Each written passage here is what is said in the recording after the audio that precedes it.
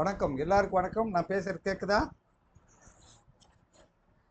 சரி, நல்லா சவுண்டு நல்லா இருக்கா? சரி சரி சரி. நம்ம இப்ப சார ஜோதிட பத்தி பார்த்துட்டு இருக்கோம். இப்ப சார ஜோதிடத்துல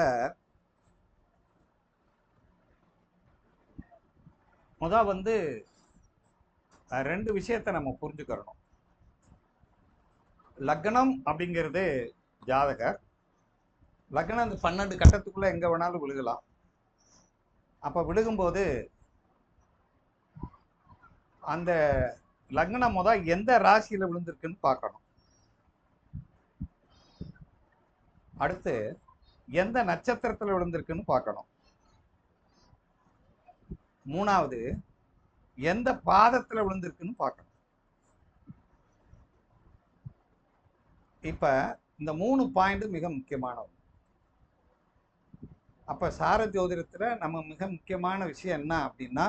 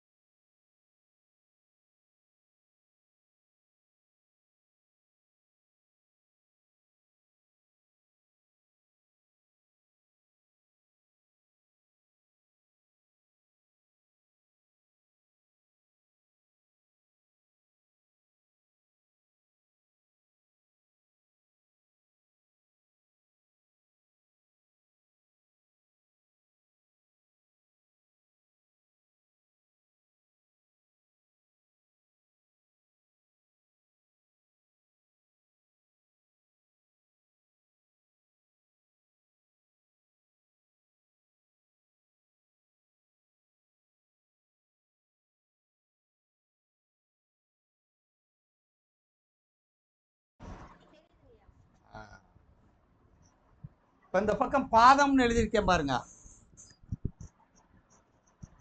இந்த பக்கம் பாதம் இருக்கா, நட்சத்திர பாதம்னு. இப்ப 4 8 10 4 8 12.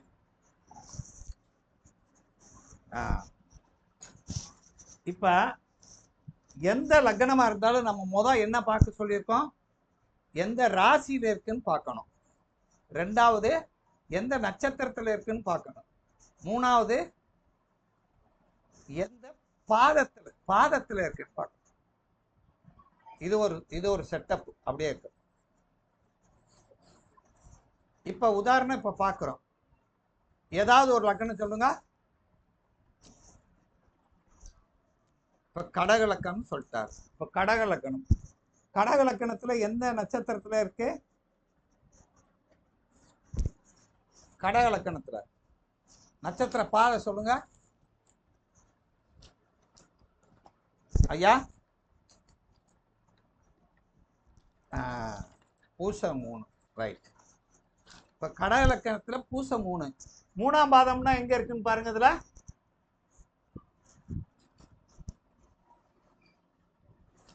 ஐயா பூசமுனம்னா இதுல தானே இருக்கு. இன்ப வீட்டுல விழுந்துருச்சு.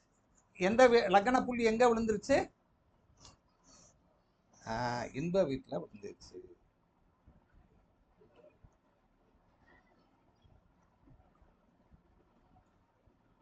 என்னாச்சு? அவர் குமார் உள்ள வர்றாரு, அனுமதி கேட்டாரு, வரல. இன்ப வீட்டுல விழுந்துருச்சு. அப்ப நம்முடைய இப்ப பார்க்க வேண்டிய விஷயம் என்னன்னா, இந்த நாலு விஷயத்துல அந்த பாதம் வந்து எந்த வீட்டுல விழுந்திருக்குன்னு பார்க்கணும். ஐயா மைக் ஆஃப் பண்ணிக்கங்க. இப்ப கடக லக்கணத்துல பிறந்துட்டாங்க. இப்ப இன்ப வீட்டுல விழுந்துட்டா அவர் வந்து சந்தோஷமா வாழ்க்கைய ஓட்டுவாரு. அதாவது சுயமா முயற்சி பண்ணுவாரு, மக்களோட தொடர்பு கொள்வாரு, சந்தோஷமா இருப்பாரு, இன்பமா இருப்பாரு, ஓரளவு பொருளாதாரத்தை பெருக்குவாரு அப்படின்னு எடுத்துக்கணும். இது புரியுதா இந்த பாயிண்ட்? அதாவது இதுனா இந்த 1-5-9க்குள்ள வந்துருச்சுன்னா இவ வந்து அறிவை மட்டும்தான் டெவலப் பண்ணுவாரு, பொருளாதாரத்தை டெவலப் பண்ண மாட்டாரு. 1-5-9னா இவர்னா பொருளாதாரத்தை டெவலப் பண்ணுவார், பொருள் பற்றான விஷயங்களை அதிகப்படுத்துவார். இவர் பொருளாதாரத்தை இன்பத்தையும் டெவலப் பண்ணுவார். இவர் கடினமா பொருளாதாரத்தை தயார் பண்ணி எல்லாம் சேகரிச்சு கஷ்டப்படுவார். இப்ப இவர் எந்த கேட்டகரியில இருக்காருன்னு பாக்குறோம். ஐயா இது புரியுதா? அப்ப இல்ல இத புரிஞ்சுக்காங்க. அவர் எந்த அம்சத்துல பிறந்திருக்காரு, இதுக்கு பேர் என்னதுன்னா எந்த அம்சத்தில் பிறந்திருக்கிறார். அப்ப என்ன அர்த்தம்? லக்ன புள்ளியை வச்சு பார்த்தா அதுக்கு பேரு அம்சம் என்று சொல்ல வேண்டும். 9 கிரகங்களையும் வச்சு பார்த்தோம்னா அதுக்கு பேரு நவாம்சம் என்று சொல்லணும். இது புரியுதா?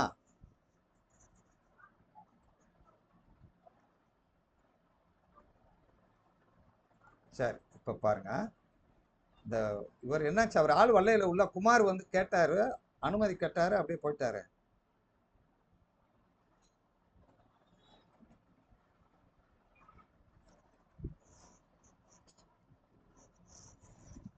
இப்ப யாராவது வேற ஒருத்தர் இதே மாதிரி ஒரு லக்ன புள்ளி சொல்லுங்க பாப்பா.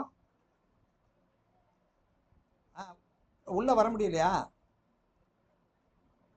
சரி சரி சரி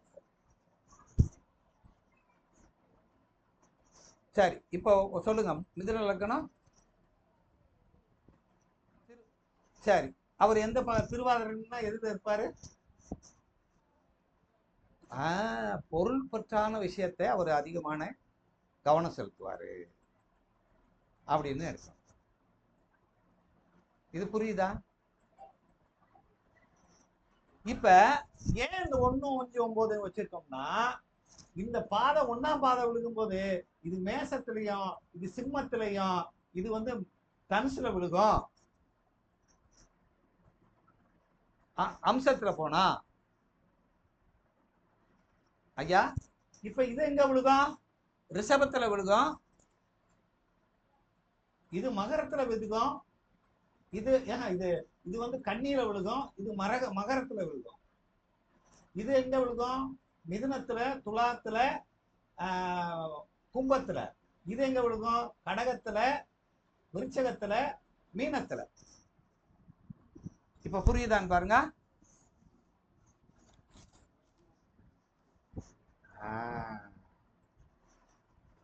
அப்ப அம்சத்தில் எவ்வாறு இருக்கிறார் அப்படிங்கிறத பார்க்கணும். அப்ப அந்த பாதை சொன்னா போதுமா இல்லையா? எந்த எந்த நட்சத்திர பாதத்தில் அவர் இருப்பார். அப்ப இந்த லக்ன நட்சத்திர புள்ளி இருக்கு, அந்த லக்ன நட்சத்திர புள்ளி தான் உயிர் புள்ளி. லக்ன நட்சத்திரத்தின் புள்ளி உயிர் புள்ளி. இது புரியுதா? அப்ப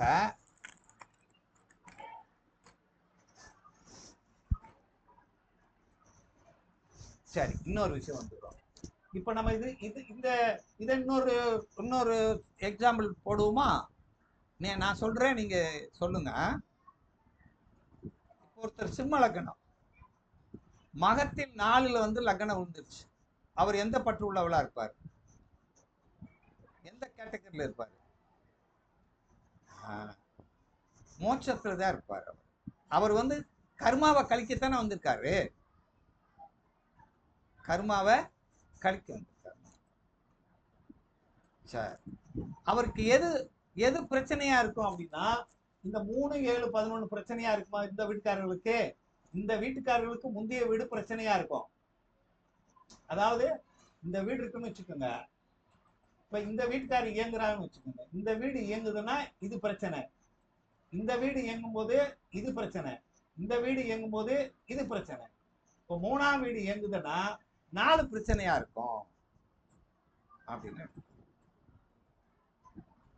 இப்ப உதாரணம் வச்சுக்கிடுவோம். இப்போ வந்து இப்ப பாருங்க, 1ஆம் வீட்டுல ஒருத்தர் 1வது 1, 5, 9ல இருந்தாங்கன்னா அவருக்கு எது பிரச்சனையா இருக்கும்? பொருள் பற்று. ஏன்னா இந்த வீட்டுக்கு இந்த பொருளாதாரத்துக்கு அது 12வது வீடா?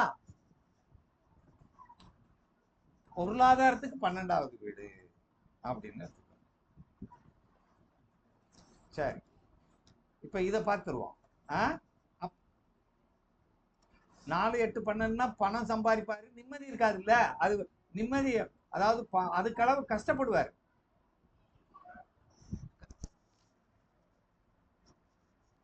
ஐயா இப்படி இப்படி நினைச்சுக்கங்க. இந்த வீட்டுக்கு 12 தானே, இந்த 2வது வீட்டுக்கு 12 தானே. அப்ப அதே மாதிரி இந்த 3வது வீட்டுக்கு 12 எது? இதுக்கு 12 எது? இதுக்கு. அவ்வளவு. அப்ப இந்த இந்த வீட்டுக்காரங்க வந்து இந்த இந்த இப்ப உதாரணமா வந்து இந்த வீடெல்லாம் இயங்குதுன்னு வச்சுக்கோங்க. அவர் இதை அடைய முடியாது. உதாரணமா 3ஆம் பாவம் இயங்கிட்டு இருக்கும் போது ஒரு பொருள் வாங்க முடியுமா? வண்டி வாகனம் வாங்க முடியுமா? முடியாது. சரி, அப்படி இல்லை. அதாவது எப்படின்னா, இந்த வீட்டுக்கு எந்த வீட்டுக்கு இந்த வீட்டுக்கு இந்த வீட்டுக்கு இந்த இந்த இந்த வீட்டுக்கு இது வீடு தொடர்பாகுதா இல்லையா? இந்த 4ஆம் பாவத்துக்கு இது தொடர்பு, இது 8ஆம் பாவத்துக்கு இது தொடர்பு, 7ஆம் பாவத்துக்கு 6 தொடர்பு, இந்த 6ஆம் பாவத்துக்கு 5 தொடர்புன்னா இது பூரா கெடுத்துருங்கள. ஒரு பாவம் தனக்கு முந்தைய பாவம் என்ன செய்யும்னா அதை க்ளோஸ் பண்ணிடுது, அது இயங்க ஆரம்பிச்சுட்டா. இதான் முக்கியமான விஷயம். சரி, இப்ப உதாரணமா வந்து ஒருத்தர் வெளிநாடு போகணும்னு கேட்கிறாரு. அவருக்கு இப்ப 8ல விழுந்திருக்குன்னு வச்சுக்காங்க. 8ஆம் பாவம் இந்த கேட்டகரியில இருந்தா 12 வெளிநாடு இல்லையா? 12 வெளிநாடு. ஆனா 9க்கு 8ஆ இருக்கா? கஷ்டப்பட்டு தான் நம்ம வெளிநாடு போகணும் அப்படின்னு எடுக்கும். சரி, அடுத்ததுக்கு வருவோம். இது ஒரு நிமிஷம். ரெக்கார்டு போட்டிருக்கோம்னு பார்க்காம பேசாம போயிட்டோம்னா தப்பு தானே.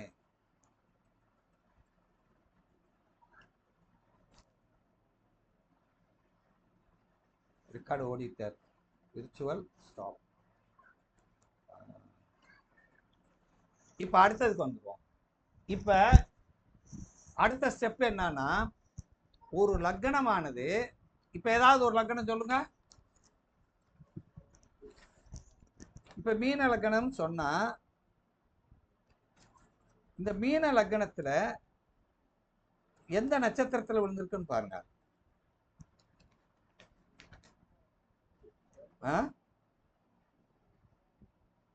இப்ப உத்திராடம் 1ஆம் பாவம், இது உத்திரட்டாதி. இப்ப உத்திரட்டாதி 1ஆம் பாதம்னா அவங்க எந்த கேட்டகரியில இருப்பாரு? இவர் வந்து அப்புறம் ஜாலியா தான் இருப்பாரு. கடினமா பணத்தை சேர்க்க முடியாதா இல்ல அப்படின்னு எடுத்துக்க. இது அப்படி சொல்லுது அம்சம். ரைட், அடுத்ததுக்கு வந்துருவோம். இந்த லக்னமானது எந்த நட்சத்திரத்துல விழுந்திருக்கோ அந்த நட்சத்திரத்துக்குன்னு சில கேரக்டர் இருக்கு, ஒரு நட்சத்திர வர்ணனை இருக்கு. இப்ப எப்படி பாதத்தை பார்த்தோம்னு சொன்னோமோ அதே மாதிரி நட்சத்திரத்துல ரெண்டு விஷயம் இருக்கு. லக்ன புள்ளி எந்த நட்சத்திரத்தை விழுதுன்னு சொல்லலாம். லக்னாதிபதி இப்ப மீன லக்னம் இருக்குல்ல, லக்னாதிபதி குரு தானே. குரு என்ன நட்சத்திரத்துல இருக்காரு? இப்ப பாருங்க, இப்ப பூரட்டாதி ஒன்னாம் பாதம் இருக்குல்ல, இதை ஒன்னாம் பாதமா எடுக்க தேவையில்லை. யாரு மைக் ஆஃப் பண்ணுங்க ஐயா. இந்த பூரட்டாதி ஒன்னாம் பாதம் எடுக்க தேவையில்லை. இந்த பூரட்டாதி நட்சத்திரத்தை மட்டும் பார்த்தா போதும். அந்த ஆரம்ப முனை நட்சத்திரம், அதாவது ஒவ்வொரு வீட்டினுடைய ஆரம்ப முனை நட்சத்திரம் மட்டும்தான் அது எந்த பாதத்தில் இருக்குன்னு பார்க்கணும். சரி, இப்ப விட்டுருக்கோங்க. இப்ப உதாரணத்துக்கு வந்துடுவோம். இப்ப ஒன்னாம் வீட்டின் ஆரம்ப முனை நட்சத்திரம் மேச லக்கணத்துல அஸ்வினி நட்சத்திரமாக இருந்தால் அப்படி வச்சுக்கிறோமா? ஆமா, லக்ன புள்ளி. இப்ப என்ன சொல்றோம்னா ரெண்டு விஷயம். லக்ன விழுந்த நட்சத்திரம் அப்படின்னா அதுக்கு பேர் என்ன அப்படின்னா, அதுக்கு பேர் என்னன்னா லக்னத்தினுடைய லக்ன விழுந்த ஆரம்ப முனை நட்சத்திரம். சொல்லுங்க. இது லக்னத்தினுடைய மைய புள்ளி அல்லது லக்னத்தின் உயிர் புள்ளி. லக்னத்தின் உயிர் புள்ளி. அப்ப நட்சத்திரம் பூரா உயிர் புள்ளியாக மாறுகிறது. எப்படி ஒரு கிரகம் ஒரு நட்சத்திரத்தில் போய் உட்கார்ந்தா அது உயிர் புள்ளின்னு சொல்றோமா இல்லையா? அப்ப அஸ்வினி நட்சத்திரத்தில் ஒரு லக்ன உயிர் புள்ளி விழுந்துட்டா அவர் எப்படி இருப்பார்? மேசத்தில் அஸ்வினியில வந்துட்டா அவர் எப்படி இருப்பார்? இப்ப அஸ்வினி நட்சத்திரத்தை கற்பனை பண்ணி பாருங்க. அஸ்வினின்னா என்ன? அது குதிரையா? இப்ப குதிரை என்ன செய்யும் அப்படின்னா, குதிரை இருக்கிற விலங்கிலேயே வீரியமான விலங்கு, வேகமான விலங்கு. குதிரை அவ்வளவு வேகமா போகும். அப்ப அஸ்வினி நட்சத்திரத்தில் ஒரு லக்ன புள்ளி விழுந்துட்டா அந்த ஜாதகர் எப்படி இருப்பாரு? வீரியமான மனுஷன் அப்படி சொல்லணும். சரி, அது அஸ்வினி குமாரர்கள் அங்க இருக்காங்க. அந்த நட்சத்திரத்துக்கு அதிபதி சரஸ்வதி அதிபதி. அப்ப அக்னி குமார் எப்படிப்பட்டவங்கன்னா மருத்துவ குணம் உள்ளவர்கள் அப்படின்னு எடுக்கணும். அப்ப மருத்துவ குணம் இவருக்கு அஸ்வினி நட்சத்திரத்துக்கு உண்டு. அது சரஸ்வதியுடைய நட்சத்திரம். அப்ப படிப்புல கெட்டிக்காரங்களா இருப்பாங்க, படிக்கிறதுல ஆர்வமாக இருப்பாங்க. அப்ப இவர்களுக்கு அந்த சரஸ்வதியினுடைய கடாட்சியம் உண்டு. இந்த நட்சத்திரத்துக்காரங்க அடுத்தவர்களுக்கு எழுதுபொருள் நோட்டு பேனா வாங்கி கொடுத்தா இவர்களுடைய லக்னம் ஆக்டிவேஷன் ஆயிரும். அப்ப இவங்க எப்படி இருப்பாங்க? குதிரை மாதிரி வேகமா இருப்பார். அப்ப இவர் என்ன செய்வாங்க? ஒரு சத்திரியமான, எப்பயுமே ஒரு போக்குவரத்து தானே குதிரை பயன்படுத்துறாங்க. அப்ப ஒரு விஷயத்த சொன்னோம்னா, ஒரு இடத்துக்கு போகணும்னு சொன்னா விரைந்து செல்வார்கள். அப்ப எத்தனை பாயிண்ட் சொல்லியிருக்கோம்? யாராவது சொல்ல முடியுமா?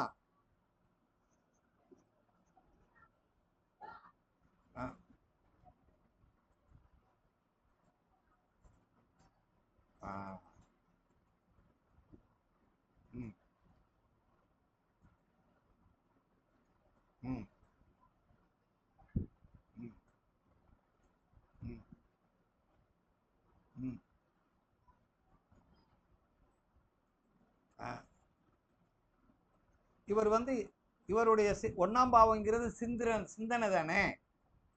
ஒன்னாம் பாவங்கிறது குணம் தானே. இவங்க குணம் சாதிக்கக்கூடியவர்கள் இருக்கா. குதிரை சாதிச்சிருமா இல்லையா? சாதிக்கக்கூடியவர்கள் அப்படின்னு எடுத்துக்கணும். சரி, சொல்லுங்க.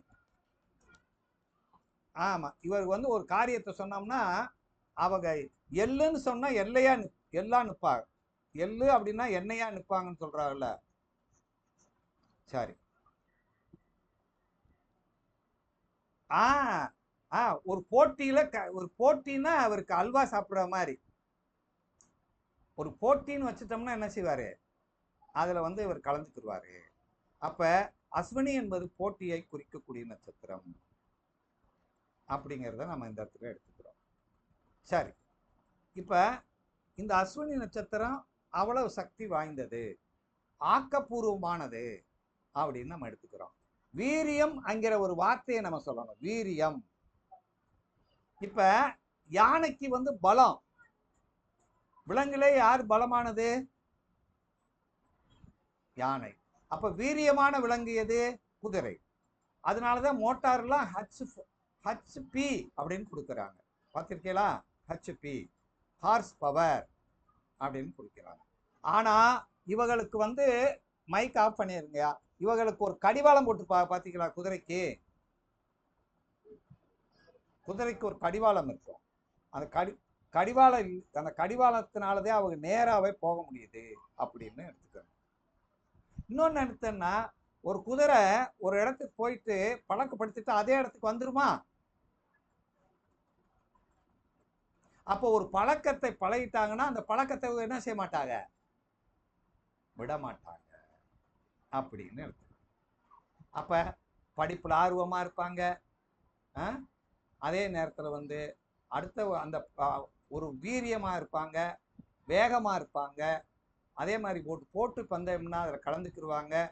ஒரு இடத்துல ஆரம்பிச்சா அதே இடத்துக்கு மீண்டி வந்து நிற்கக்கூடியவர் தான் இந்த அஸ்வினி. அதே மருத்துவ குணம் இருக்கும். ஒன்று தன்னுடைய தான் மருத்துவம் பண்ணிக்கிடுவாங்க, இல்லைன்னா அடுத்தவர்களுக்கு மருந்து சொல்லுவாங்க அப்படின்னு எடுத்துக்கலாம். அஸ்வினியை முடிச்சுட்டா பரணிக்கு போயிடலாமா?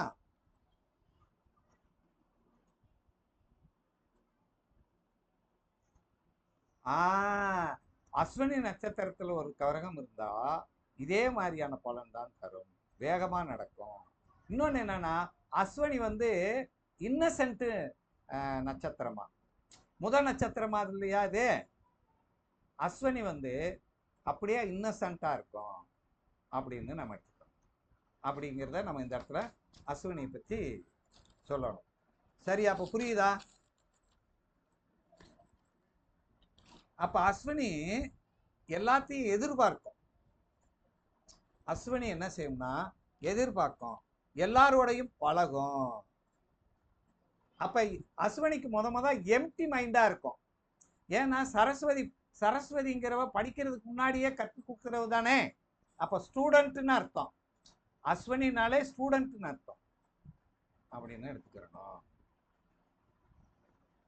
சரி, இப்ப எத்தனை பாயிண்ட் வந்துருச்சு பாருங்க ஒரு நட்சத்திரத்துக்கு. அப்ப லக்ன புள்ளி விழுந்தாலும் சரி, அதை நம்ம இப்படி எடுத்துக்கணும்.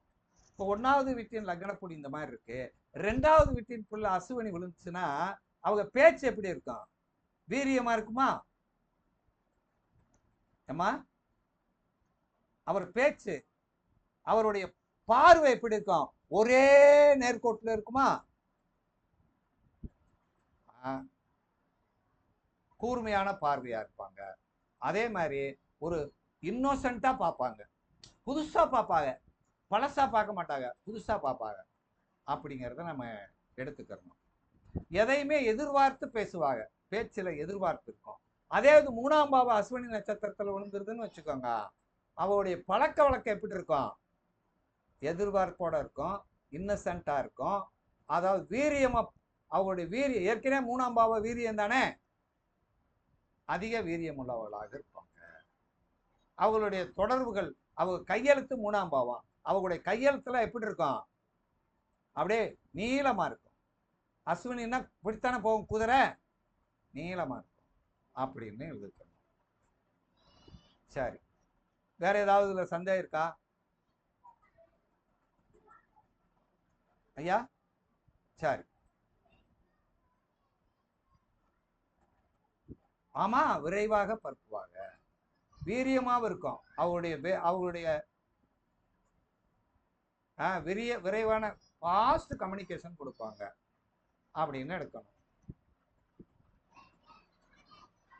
சரி, வேற அடுத்ததுக்கு போயிடலாமா?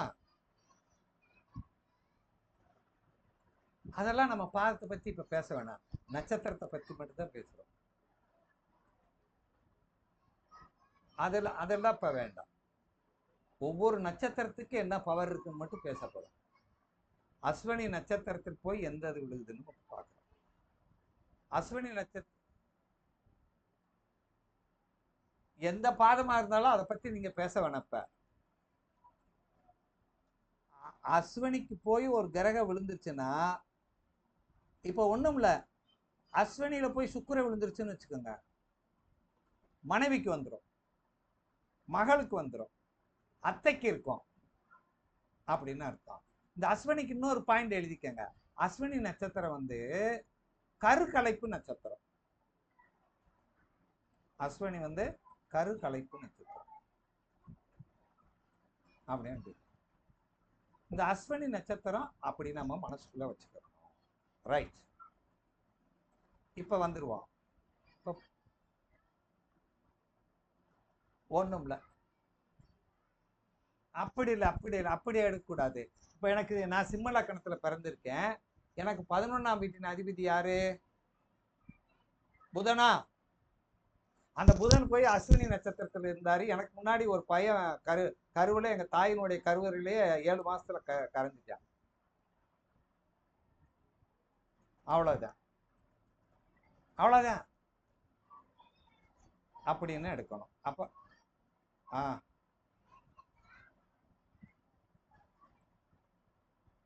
பார்த்தீங்களா? அப்ப அது கருக்கலைப்புக்கு அந்த நட்சத்திரத்துக்கு பவர் இருக்கு. இரட்டை சகோதரர்களுக்கு அந்த நட்சத்திரத்துக்கு பவர் இருக்கு அப்படிங்கிறத நம்ம ட்வின்ஸுக்கு அந்த நட்சத்திரத்தோட தொடர்பு இருக்கு அப்படின்னு எடுத்துக்கிறோம். இப்போ பாருங்க, டீட்டெயிலாக நம்ம நட்சத்திரத்தை சொல்றோம். இந்த நட்சத்திரத்துக்கு என்ன பவர் அப்படின்னு சொல்றோம். அப்ப ட்வின்ஸ் அஸ்வினி தான். சரி, இப்போ அஸ்வினி முடிச்சுட்டோம். இப்போ அஸ்வினி நட்சத்திரம் நான் என்ன சொல்றேன்னா, இப்போ பாருங்க, இந்த அஸ்வினி நட்சத்திரத்துல வந்து அஸ்வினி நட்சத்திரத்தை விழுந்துருச்சு, அந்த குணம் அவங்களுக்கு இருக்கு. சரியா? அப்படின்னு நம்ம எடுத்துக்கிறோம். அடுத்து அஸ்வினிக்கு அடுத்து பரணிவர். இப்ப பரணி அப்படின்னு சொன்ன உடனே நமக்கு என்ன மனசுக்குள்ள வரணும் அப்படின்னா, அடுப்பு. பரணினா அடுப்பு அல்லது 3 புள்ளி. இந்த பாருங்க, அக்கனா மாதிரி ஒரு கோயிலுக்கு போனா இந்த மாதிரி தானே அடுப்பு கூட்டுவாங்க ஐயா. 3 கல்லை தூக்கி வச்சு அப்ப அது பரணின்னு அர்த்தம். இல்லைன்னா அஸ்வினின்னு என்ன அர்த்தம்னா, அப்ப என்ன பண்ணிருக்காங்கன்னா அந்த காலத்துல, இது ஆகாயத்துல உத்தி பார்க்கும்போது அது குதிரை மாதிரி தெரிஞ்சிருக்கு, இது அஸ்வினி அடுப்பு மாதிரி தெரிஞ்சிருக்கு. இன்னும் என்ன செஞ்சிருக்குன்னா, இது வந்து பெண்ணினுடைய யோனி மாதிரி தெரிஞ்சிருக்கு அப்படின்னு. இல்லைன்னா நம்ம இப்ப நாகரீகமா என்ன சொல்றோம்னா, பரணி அப்படின்னா பெண்ணினுடைய கர்ப்பப்பை அப்படி வச்சுக்கலாமா? அப்ப பெண்ணினுடைய கர்ப்பப்பை அல்லது முக்கோணம் அப்படின்னு நம்ம வச்சுக்கலாம், அல்லது அடுப்பு. இதனுடைய அதிபதி யாருன்னா யமன். இதனுடைய அதிபதி யமன் அர்த்தம். ஏன் யமன் இருக்காரு அப்படின்னா, இந்த உலகமேவும் எதனால அழிஞ்சு போயிருது? ராமாயணம் எதனால அழிஞ்சிச்சு? அந்த ராவணன் எதனால அழிஞ்சான்? இந்த பரணியினால தானே அவன் அழுகிறான். அப்ப இந்த அடுப்பானது என்ன செய்யுதுன்னா, உற்பத்தி செய்யும், வெப்பத்தை கொடுக்கும், உருவாக்கும், காக்கும், அழிச்சிடும். பரணி என்ன செய்யுது? உருவாக்கும், காக்கும், அழிச்சிடும். அதனாலதான் இது யமனை குறிவீடாக கொடுக்கிறார்கள். இன்னொன்னு, பரணி நட்சத்திரம் என்ன செய்யும் அப்படின்னா, சுவையா சாப்பிட நினைக்கும். சுவையா சாப்பிட நினைக்கும். பரணின்னா அடுப்பு, சுவையா இருப்பாங்க. இப்ப அஸ்வினா கெஞ்சம், பரணினா கொஞ்சம். பரணினா கொஞ்சம். அப்ப என்ன செய்யும்னா, இது வந்து பலர்கள் கூட பழகும். சமூக பழக்கங்களை ஏற்படுத்தும் பரணி. ஏன்னா பழகினாத்தான் நட்பு ஏற்படும். அதனாலதான் பரணியில் ஒரு கிரகம் இருந்தா அவங்க எல்லாரும் பழகுவாங்க அப்படின்னு எடுத்துக்கலாம். அப்படி எடுத்துக்கலாமா? அப்ப அது மட்டும் இல்லாம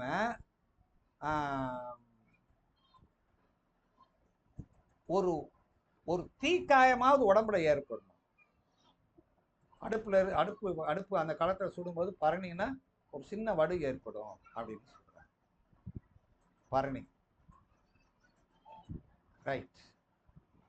இப்ப இந்த பரணி பத்தி பார்த்துட்டோம். அடுத்து என்ன பார்க்க போறோம்? கிருத்திகை அப்படின்னா என்ன அர்த்தம்னா தீபம் அப்படின்னு அர்த்தம்.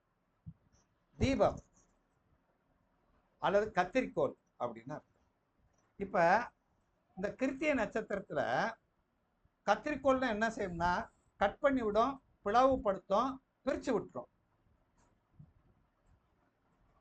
இதுதான் அந்த கிருத்திகையினுடைய வேலை. அப்ப கிருத்திகை நட்சத்திரத்தில் ஒரு கிரகம் இருந்தால் அந்த உறவை கட் பண்ணி விட்டுருமா?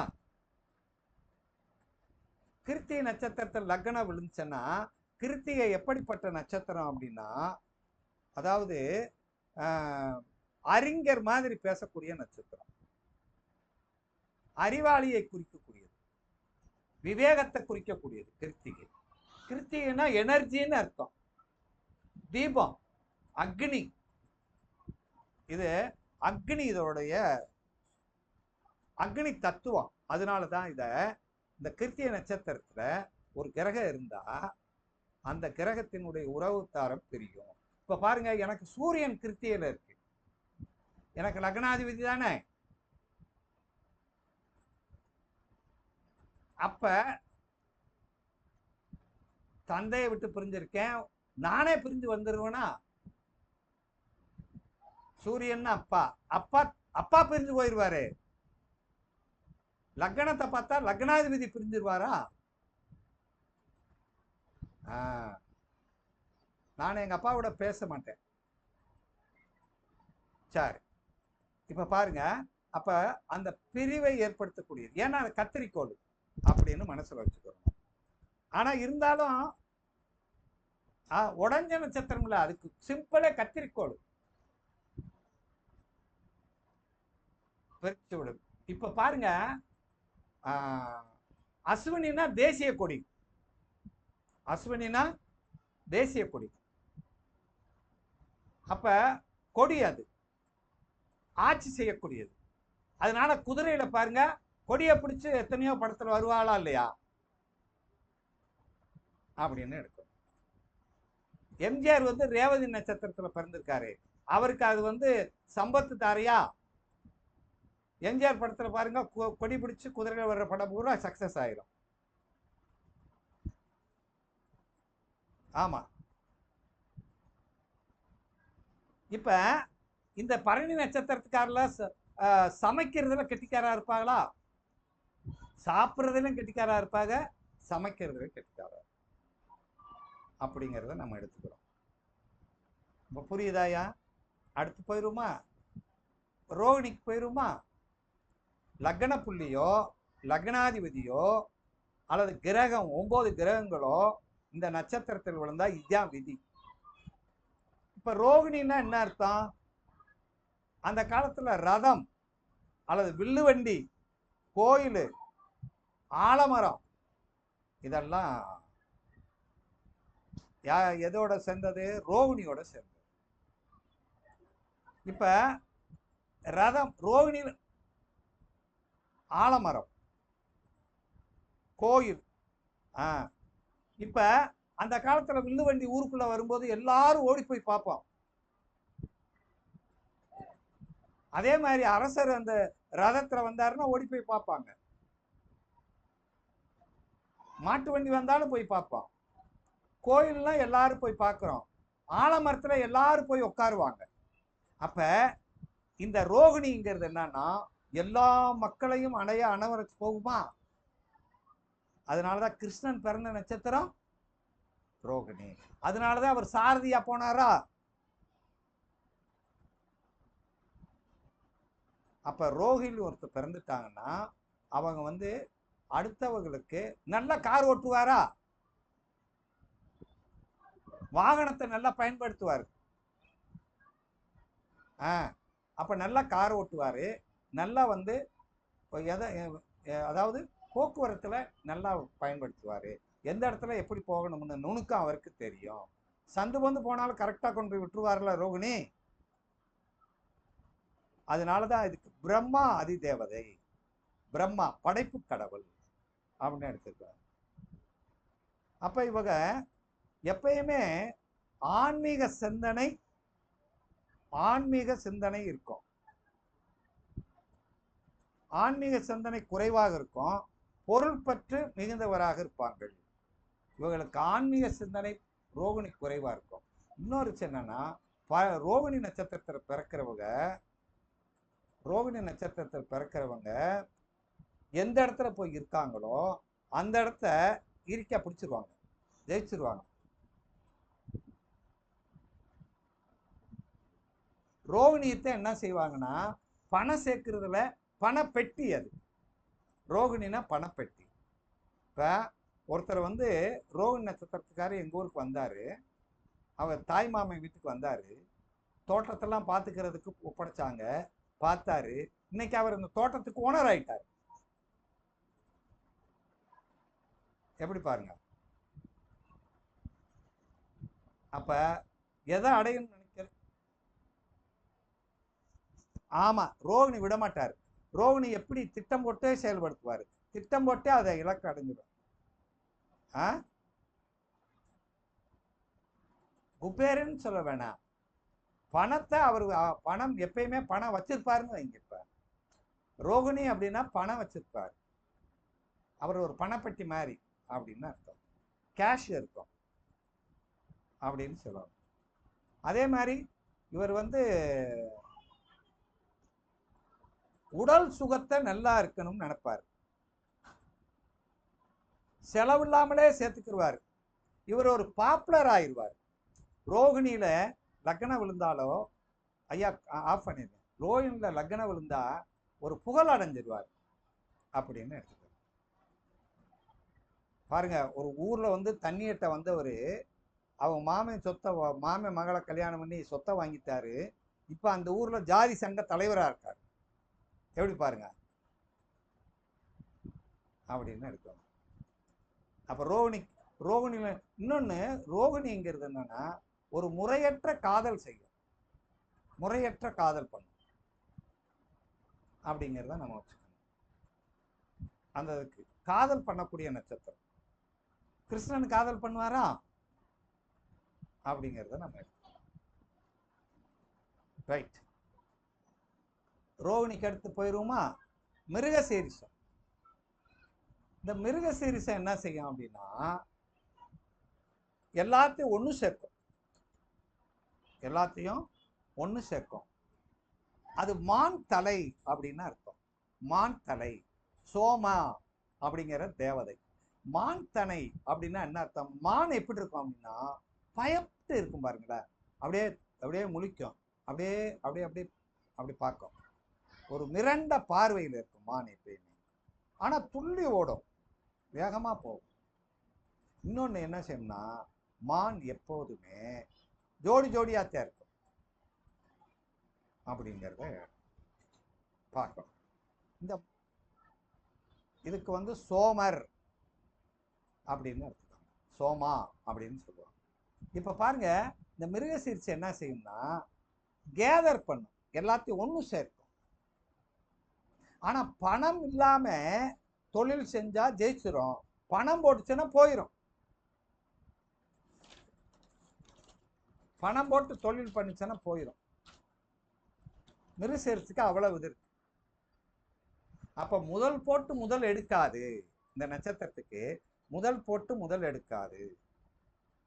விதைத்தால் விளையாது, ஆனா அடுத்தவர் தான் அறுப்பார்கள், அல்லது அடுத்தவர் விதைத்ததை இவர் அறுப்பார் அப்படின்னு சொல்றாங்க. இப்ப ஒரு இடத்துல இருந்து இன்னொரு இடத்துக்கு அப்படியே துள்ளி துள்ளி ஓடும் மானு. அப்ப நடக்கும் போதே ஆடி ஆடி அப்படி போவாங்க. அப்படி அப்படி அப்படி போறாங்கன்னா அது மிருகசீரிசம்னு அர்த்தம் அப்படின்னு எடுத்துக்கணும். சரி, அப்ப மிருகசீரிச லக்னம் விழுந்தாலோ லக்னாதிபதி இருந்தாலோ அந்த எந்த கிரகம் போய் அமர்ந்தாலோ அவங்களுக்கு இந்த குணங்கள் வந்துவிடும். சரி, அப்ப அதுக்கடுத்து திருவாதிரை. திருவாரை அப்படின்னா கண்ணீர் துளி. கண்ணு கலங்குது இல்லை, அதாவது ஒரு கஷ்டப்படாம என்னைக்கு இருக்காது. மிருக சீரிஷம் அப்படிங்கிறத விட திருவாதிரை என்ன செய்யும்னா கண்ணீர் சிந்தும். இது ஒரு நீர்த்துளி அல்லது வைரம். இதுக்கு ருத்ரன் தான் கடவுள். ருத்ரன்னா கோபக்காரன் அர்த்தம். இவர் கோபம் வந்தா நல்லது கெட்டதெல்லாம் பார்க்க மாட்டாரு, எல்லாத்தையுமே அழிச்சிருவார். அதான் ருத்ரன். ஆனா திருவாதிரை யாருன்னா தில்லு முள்ளு திருவாதிரை. எதை செய்யக்கூடாதுன்னு நினைக்கிறோமோ, இது இப்ப பாருங்க, ஒரு பெரிய சாம்ராஜ்யத்தை உருவாக்குவார். சிவன் கடைசியில் என்ன செய்வாரு, அவர் தலையிலே கைய வச்சிருவார். அது மாதிரி இவர் எதையாவது உருவாக்குனார்னா இவர் மேலேயே கைய வச்சிருவாங்க. அப்ப திருவாதிரை நட்சத்திரத்தில் ஒரு கிரகம் இருந்தாலோ ஒரு லக்ன புள்ளி விழுந்தாலோ லக்னாதிபதி விழுந்தாலோ இவர் ஒரு நாளாவது கண்ணீர் சிந்துவார். அதே மாதிரி எல்லாத்தையும் உருவாக்கிட்டு கடைசியில் ஒண்ணும் இல்லாம போறாருன்னா திருவாதிரை.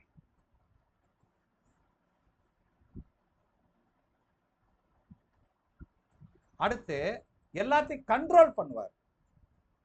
பழசா இருந்தாலும் புதுசா இருந்தாலும் அழிச்சிருவாரு. கோபம் வந்தா தப்பா இருந்தாலும் சரி நல்லா இருந்தாலும் தட்டி கேட்பாரு அப்படின்னு சொல்லணும். அப்ப இதுக்கு ஒரு நீர்த்துளி, பன்னீர் துளி. நல்லாவும் ஆகும், அதே நேரத்துல கண்ணீராகவும் மாறும். அப்படி பார்த்துக்கலாமா? சரி, இதுக்கடுத்து என்ன வருது, புனர்வூசம் வருது. புனர்வூசம் அப்படின்னா நினைத்தோம்னா அம்பு. நம்ம ராமனை ஞாபகம் வச்சுக்கணும். அம்பு, அம்பு கூடு, அம்பு பிடிக்கிற கூடு. அம்பு என்ன செய்யும்னா ஒரு இலக்கோடையே இருக்கும். மீண்டும் மீண்டும் அம்புனா என்ன அர்த்தம்னா ஒரு தடவை அடிக்கிறேன்னா மீண்டும் மீண்டும் மீண்டும் முயற்சி செய்வது புனர்வூசம். ஒரு இலக்கை அடைய வேண்டும் என்று நினைப்பது புனர்வூசம். அதுக்கு பூனை இருக்குல்ல, புனர்வூசம்னா பூனை. பூனை என்ன செய்யும், அது எவ்வளவுதான் பிடிச்சு பிடிச்சு இழுத்து விட்டாலும் அது இடத்துக்கு போகுமா? அப்ப அவங்களுடைய நோக்கம் என்னன்னா ஒரு எய்மோட இருப்பார்கள் அப்படின்னு இருக்கணும். அப்ப இன்னொன்னு என்ன, புனர்வூசத்துக்காரருக்க யாரையும் எளிதில் நம்ப மாட்டாங்க. யாரையும் எளிதில் நம்ப மாட்டாங்க. கதவை பூட்டிட்டு வெளியே வந்த பிறகு மீண்டும் போய் கதவை இழுத்து பார்த்தாங்கன்னா புனர்வூசம். புனர்வூசக்காரர்களுக்கு காதுல பிரச்சனை வரும். யாருமே புனர்வூசக்காரருக்கு காதுல குடையக்கூடாது. குடந்தா அவங்களுக்கு அது பெரிய பழக்கமா வந்துடும் அப்படின்னு இருக்கும். அப்ப இப்படி நம்ம புனர்வூசம்னா இப்படி. புனர்வூசம்ங்கிறது ஒரு ஒரு அம்புன்னு சொல்றேன். அந்த அந்த அந்த அம்பு எப்படி இயக்குறோமோ, அந்த அம்பை எப்படி பயன்படுத்துறோமோ அதனுடைய விளைவு நமக்கு கிடைக்கும் அப்படின்னு சொல்றாங்க. அப்ப ஒரு அம்பை விடும்போது ஒரு இடமாற்றம் ஆகிக்கொண்டே இருக்கும் அப்படின்னு, ஒரு இடமாற்றம் ஏற்பட்டு கொண்டே இருக்கும் அப்படின்னு. இப்படித்தான் நம்ம எடுக்கணும். சரி, அப்ப லக்னம் போய் புனர்வூச நட்சத்திரத்தை விழுந்தா இப்படி இருக்கு. அடுத்து பூச நட்சத்திரத்துக்கு வாங்க. இப்ப பூசம் அப்படின்னா என்ன அர்த்தம்னா பசுவினுடைய மடி, பசுவோட மடி. இப்ப புனர்வூசம்னா அறிவு பெட்டகம். புனர்வூசம்னா பாருங்க ஆக்டிவாவே இருக்கும். அதாவது புதனுடைய வீடு புனர்பூசம் ஆக்டிவா இருக்கும். அதே மாதிரி சந்திரனுடைய புனர்வேஷம் வந்து அன்பா இருக்கும் அப்படின்னு எடுத்துக்கிறோம். இப்ப அடுத்து பூச நட்சத்திரம். பூச நட்சத்திரத்துக்கு பசுவின் மடை பிரகஸ்பதி தான் இதற்கு அதிபதி. பசு என்ன செய்யுது? இந்த உலகத்தில் இருக்கக்கூடிய அத்தனை ஜீவராசிகளுக்கு பால் கொடுக்குது. மனிதர்களுக்கெல்லாம் மனிதன் இன்னைக்கு வாழ்றான்னா எதை அடிப்படையில் வாழ்ந்துட்டு இருக்கான்? எங்க போனால் தீ யாருக்கு? பால். பால் கொடுக்கறது யாரு? பசுதான். அப்ப இது ஒரு ஆரோக்கியமான நட்சத்திரம் அப்படின்னு இருக்கணும். இது ஒரு பாதுகாப்பான நட்சத்திரம், இது ஒரு உற்பத்தியான நட்சத்திரம், இது ஒரு தெய்வீகமான நட்சத்திரம் அப்படின்னு எடுத்துக்கணும். பூசம் அப்படின்னாலே தெய்வீகமான நட்சத்திரம். பூச நட்சத்திரத்துக்காரர்கள் வம்சத்துல பிறந்துட்டாங்கன்னா அவங்க வம்சத்துல சமாதியானவர்கள் இருப்பார்கள், தெய்வீகமானவர்கள் இருப்பார்கள். அப்ப அதே மாதிரி இரட்டை, அதாவது 2 தாரம் உள்ளவர்களும் இருப்பார்கள் அப்படின்னு நம்ம அப்படி எடுக்கணும் பூசம்னா. இப்ப இவங்க வந்து பேசுறது வந்து ஆராய்ச்சியோட பேசுவார்கள், புராதனமான கதைகளையும் நூல்களையும் திரட்டி சொல்வார்கள் அப்படிங்கிறத நம்ம சொல்லணும். இந்த பூசத்துல ஒரு ஆசிரியர் இருந்தா சிறப்பா இருப்பார். ஆனா பூசத்துல இருக்கிறவங்களுக்கு சுவாச சம்பந்தப்பட்ட நோய் வந்துடும், காச நோய் வரும், காது நோய் வரும் புனர்பூசத்துக்கு. இதுக்கு வந்து நுரையீரல் பிரச்சனை வரும் அப்படிங்கிறது.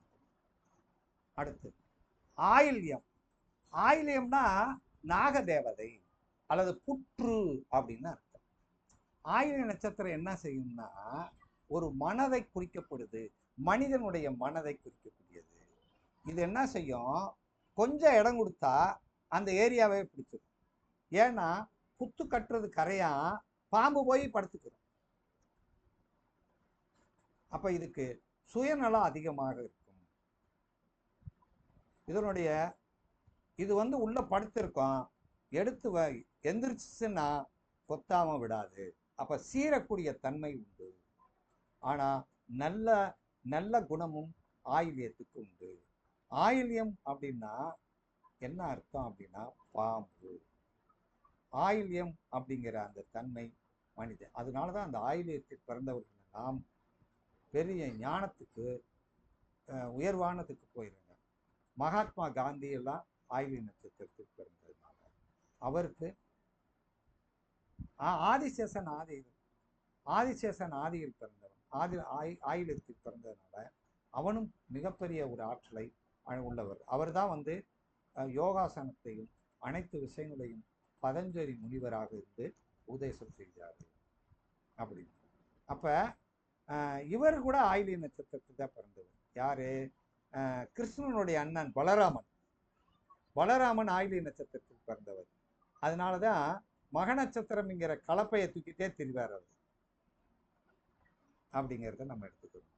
அப்ப இது வரைக்கும் ஒரு நட்சத்திரத்தை பார்த்த உடனே அப்ப இவர்களுக்கு ஒரு மனோசக்தி இருக்கும், திடமான சக்தி இருக்கும், அன்புக்கு கட்டுப்பட்டவர்களா இருப்பாங்க.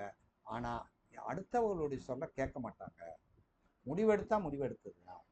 அதுதான் ஆயில்யம். இப்போ ஒரு பாரியாயத்துல 9 நட்சத்திரத்தை சொல்லியிருக்கோம்.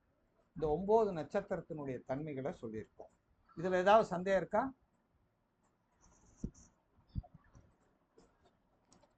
ஐயா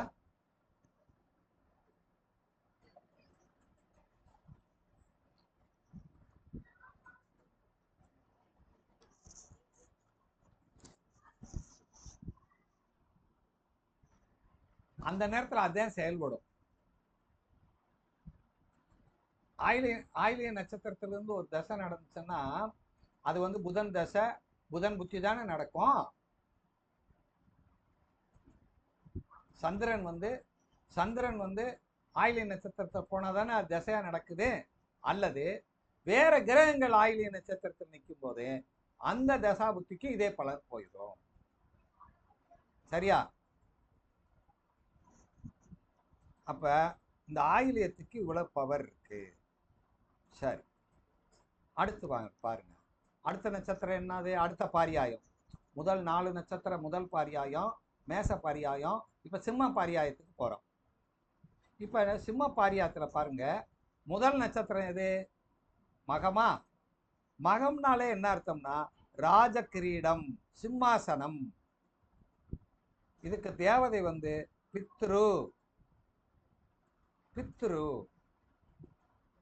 மதம் ஆஃப் பண்ணிருங்க ஐயா. அதாவது மகத்தில் பிறந்தால் ஜெகத்தில் ஆழ்வார். அப்ப அந்த இடத்துல என்ன இருக்கு? அந்த அரியாசனம் இருக்கு. அந்த அரியாசனம் அங்கிருந்து ஆட்சி செய்யக்கூடியது. அப்ப மகத்தில் பிறந்தவர்கள் ஆட்சி செய்யக்கூடிய வல்லமை உண்டு. அப்ப மகம் அப்படின்னா மிக பெரியமான நிகழ்ச்சிகள் செயலை குறிக்கும், அரசாங்கத்தை குறிக்கும், உயரிய பதவியை குறிக்கும் அப்படின்னா. அப்ப மூதாதையர்கள் அரசு மரியாதை எல்லாம் இந்த மகத்தில் கிடைக்கும். அப்ப மக நட்சத்திரத்தில் ஒருத்தர் போய் உட்கார்ந்தார்னா அது தன்னை உயர்த்தி காட்டும். ஆனா இந்த பதவியை அடைகிறதுக்கு எவ்வளவு கஷ்டப்பட்டிருப்பாங்க. அப்ப போய் ஒன்றும் தெரியாத மாதிரி இருப்பாங்க அந்த மகத்தில் பிறந்தவங்க. அதுல போய் உட்காந்துட்டு அவங்க என்ன செய்வாங்க? பெருசா வந்துருவாங்க. அப்ப புரியுதா ஐயா? சரி, இப்ப அந்த மக நட்சத்திரம் பாருங்க. மக நட்சத்திரம் ஃபுல்ஃபில் மைண்ட் அப்படின்னு அர்த்தம். தன்னுடைய எண்ணங்களை பூர்த்தி செய்யும். இது வந்து மக நட்சத்திரம் வந்து எடுப்பார் கைப்பிள்ளையாக மாறிவிடும். பார்த்திருக்கணும். மக நட்சத்திரம் எடுப்பார் கைப்பிள்ளையாக மாறிவிடும். அதை விட ராஜ அம்சம் உள்ள நட்சத்திரம். அப்ப லக்ன புள்ளி விழுந்தாலும், அப்ப ஒரு கிரகம் போய் அந்த நட்சத்திரத்திலிருந்து திசை நடத்தினாலும் அடுத்தவ கண்ட்ரோலுக்கு போயிடக்கூடாது. அப்ப அடுத்தவரை பிடித்து ஏணியில் ஏறும் நட்சத்திரம் எதுனா மகம். அப்ப ஏணி மர மாதிரியும் பயன்படுத்தி கொள்ளும். அப்ப மக நட்சத்திரம் என்பது மக்கள் ஆதரவுள்ள நட்சத்திரம் அப்படின்னு. ஆமா, அதை பத்தி நமக்கு தேவையில்லை. நட்சத்திரத்தை மட்டும் பேசிட்டே இருப்போம். ராசியை பத்தி ஏதாவது சொல்லியிருக்கனா? ஒரு கிரகம் மக நட்சத்திரம் ஒரு ராஜ கிரீடம் தானே. மக நட்சத்திரத்தில் லக்ன புள்ளி விழுந்தாலோ, மக நட்சத்திரத்தில் சந்திரன் போய் இருந்தாலோ, லக்னாதிபதி போய் மக நட்சத்திரத்தில் இருந்தாலும் அது வந்துருமா வராதா? வந்துவிடும். அப்ப எடுத்த காரியத்தை முடிக்கக்கூடிய தன்மை இதுக்கு இருக்கும். ஆனா வீம்பு இருக்கும். மக என்ன செய்யும்? வீம்பு செய்யும் அப்படின்னு நம்ம எடுத்துக்கிறோம். அப்ப ஒரு பதவிங்கிற அந்த அந்தஸ்தை பெறுவது சாதாரண விஷயம் அல்ல அப்படின்னு எடுத்து. சரி, அதுக்கடுத்து போவோம்.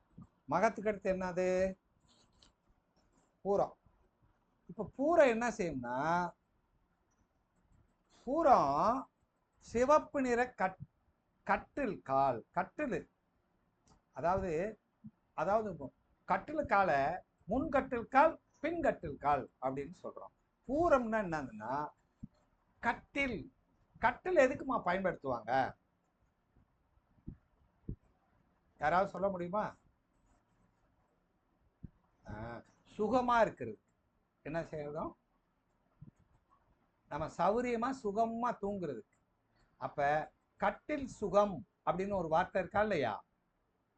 அதனாலதான் இது இளமை கட்டில். சுகத்தை அனுபவிக்க கூறியவர் தான் பூர நட்சத்திரக்காரர்கள். எப்படி பாருங்க. அப்ப ராஜ வாழ்க்கை இறக்க குணமும் இருக்கும். அதே நேரம் இந்த இந்த கட்டுல போய் படுத்தோம்னா நமக்கு வேகமா தூக்கம் வந்துருமா இல்லையா? அப்படிங்கிறதுனால முன்னங்கட்டில் கால் அப்படின்னு சொல்றாங்க. அப்ப இது ஒரு கட்டிலின் ஒரு பகுதியாக சொல்லப்படுகிறது. இப்ப கட்டில ஒரு இஞ்சியாவது முன்னங்கால் அப்ப அந்த காலத்துல தூக்கி இருக்கும். பார்த்திருக்கீங்களா? ஒரு நூலாவது முன்னங்கால் தூக்கி இருக்கும் ஐயா. அதே மாதிரி கட்டில் வந்து, கட்டில் அப்படின்னா எல்லாரும் போய் உட்காந்துட மாட்டாங்க அடுத்த கட்டில, பார்த்துருக்கீங்களா? அதே மாதிரி ஒருத்தர் இறந்தவரை கட்டில போட மாட்டாங்க, பார்த்துருக்கீங்களா? இறந்து விட்டாருன்னா அந்த கட்டில இருந்து உடனே என்ன செஞ்சிருவாங்க, இறக்கிடுவாங்க, இறக்கி போட்டுருவாங்க. அப்ப கட்டில் என்பது ஒரு மரியாதைக்குரிய ஒரு ஒரு தெய்வீக அம்சம் உள்ள ஒரு பாதுகாப்பான விஷயம் அப்படிங்கிறத அந்த காலத்துல கண்டுபிடிச்சிருக்காங்க. அப்ப நம்ம வந்து பூர நட்சத்திரம் என்பது இளமை கட்டிலை குறிக்கும், ஒரு துடிப்பை குறிக்கும். இளமையினால ஒரு துடிப்பு தானையா, பூர நட்சத்திரம் இளமையினால ஒரு துடிப்பானதாக இருக்கும்.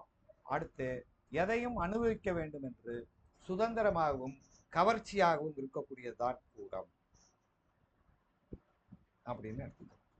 அப்போ பூரத்தில் பிறந்தவர்கள் எல்லாம், பூரத்தில் லக்ன புள்ளி விழுந்தவர்கள் எல்லாம், லக்னாதிபதி பூரத்தில் இருப்பவர்கள் எல்லாம் எப்போதும் இன்பத்தை அனுபவிக்க வேண்டும் என்று துடிப்பவர்கள் அப்படின்னு நம்ம எடுத்துக்கலாம். அப்ப அன்பு, ஆதரவு, பூர்வ புண்ணியங்கள் எல்லாம் அவருக்கு இலதாக வந்து விடுகிறது. சரி, இது வந்து முன்னங்கால் கட்டில். உத்தரம் வந்து பின்னங்கால் கட்டில், பின்கால் கட்டில் பகுதி. இதுக்கு அரியமான் என்ற ஒரு தேவதை தான் இதுக்கு இருக்காங்க. அதே மாதிரி இந்த பூரம் வந்து அதிர்ஷ்டம், பூரம்ங்கிறது அதிர்ஷ்டம்னு சொன்னோம். ஆனால் இது என்ன செய்யும் அப்படின்னா ஆலோசனையும் பெருந்தன்மையோட இருக்கும். ஏன்னா உத்திரம் அப்படிங்கிறது என்ன அப்படின்னா கை அப்படின்னு அர்த்தம். உத்திரம்னா, உத்திரம் அப்படின்னா கை அப்படின்னு அர்த்தம். விரல்கள் அப்படின்னா விரல்கள் அர்த்தம்.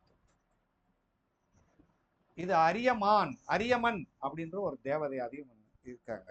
அப்ப அர்ஜுனன் பிறந்தது உத்தர நட்சத்திரத்துல. ஆனா அவன் கைதான் அவனுக்கு ஆயுதம். அதனாலதான் ஏகலவனு கைய போய் வாங்கிட்டான் இல்லையா? அப்ப உத்தரம் அப்படின்னு தெரிஞ்சோடனே நமக்கு கை என்கிற அந்த கான்செப்ட் வரணும். அதே மாதிரி கட்டில்ல சிவப்பு நிற கட்டில் பாதங்களை குறிக்கிறது. இது இது பூமி தத்துவ ராசியாக இருப்பதனால் பொறுமையாகவும், முன்பக்கத்தில் இருக்கக்கூடியதை விட இது தாங்கக்கூடியது, அடுத்தவர்களுக்கு பாதுகாப்பானது அப்படின்னு நம்ம எடுத்துக்கணும். பின்கட்டில் அப்படின்னு இருக்கணும். அந்த கட்டில பார்த்தோம்னா அந்த பின் பக்கத்துல பின்னி இருக்கிறது போல ஓட்ட விட்டு தான் பின்னி இருப்பாங்க, பார்த்திருக்கீங்களா? கயத்து கட்டில் இருக்கும், அப்படி இருக்கும். அப்ப முன்பக்கத்துல நம்முடைய பலம் பூரா முன்பக்கம் இருக்கும், நம்முடைய பலம் இல்லாதது எந்த பக்கம் இருக்கும், பின்பக்கத்துல இருக்கும் அப்படின்னு நம்ம எடுக்கணும். அப்ப சப்போர்ட்டா இருக்கும். உத்திரம்னா சப்போர்ட்டான நட்சத்திரம் அப்படிங்கிறத நம்ம இந்த இடத்துல பதிவு செய்யணும். தன்னுடைய படிப்பையும் தன்னுடைய அறிவையும் பயன்படுத்தி அவன் பெரிய ஆளா வர்றவன் உத்திரன் தான். உத்திரன் என்பவன் பெரிய ஆளா வருவான். உத்திரன்ங்கிறது என்னன்னா அவன் வந்து உத்திர நட்சத்திரத்துக்காரன் வந்து கிராமத்துல பொலிகால அப்படின்னு சொல்லுவாங்க. உத்திர நட்சத்திரத்தில் பிறந்தவன் பொலிகாலை. கிராமத்தை கூட சொல்லுவாங்க, உத்திரம் பிறந்தவன் ஊரோரம் ஒரு காணி இருக்குன்னு சொல்லுவா, கேள்விப்பட்டிருக்கீங்களா? உத்திரம் அப்படின்னு சொல்றோம். அப்ப உத்திர நட்சத்திரம் என்பது அடுத்தவர்களை பாதுகாப்பா கொண்டு போகக்கூடியது. ஒருத்தர் போய் பார்த்தேன், 5 தங்கச்சி 6 இந்த அக்கா தங்கச்சிகளை, உத்திர நட்சத்திரம் பிறந்தவர், எல்லாத்துக்கும் அவர் தான் அரவணைச்சு கொண்டு போனார், செலவு எல்லாத்தையும் பார்த்து. அப்போ உத்திரம் என்பதற்கு இவ்வளவு விஷயம் இருக்கு. அடுத்த நட்சத்திரம் போயிடலாமா? அடுத்து என்ன நட்சத்திரம்? அஸ்தம்னா உள்ளங்கை. அஸ்தம்னா உள்ளங்கைன்னு அர்த்தம். இதுக்கு சவிதா அப்படிங்கிற தேவதை இதற்கு உண்டு. இப்ப இந்த அஸ்த நட்சத்திரம் என்ன செய்யும் அப்படின்னா, அஸ்தம் எப்பயுமே அது கையை பயன்படுத்தக்கூடியது, அது எதை உழைக்கக்கூடியதுன்னு அர்த்தம். ஒருத்தர் கையில் என்ன உழைக்க முடியாது இல்லையா? அஸ்தம் என்பது ஒரு ஆடை அணிகளை போன்றது, மற்றவர்களுக்கு மரியாதை கொடுக்கக்கூடியது. ஒருத்தர் வாங்கன்னு சொல்லி எதை சொல்லி எப்படி கூப்பிடுறோம்?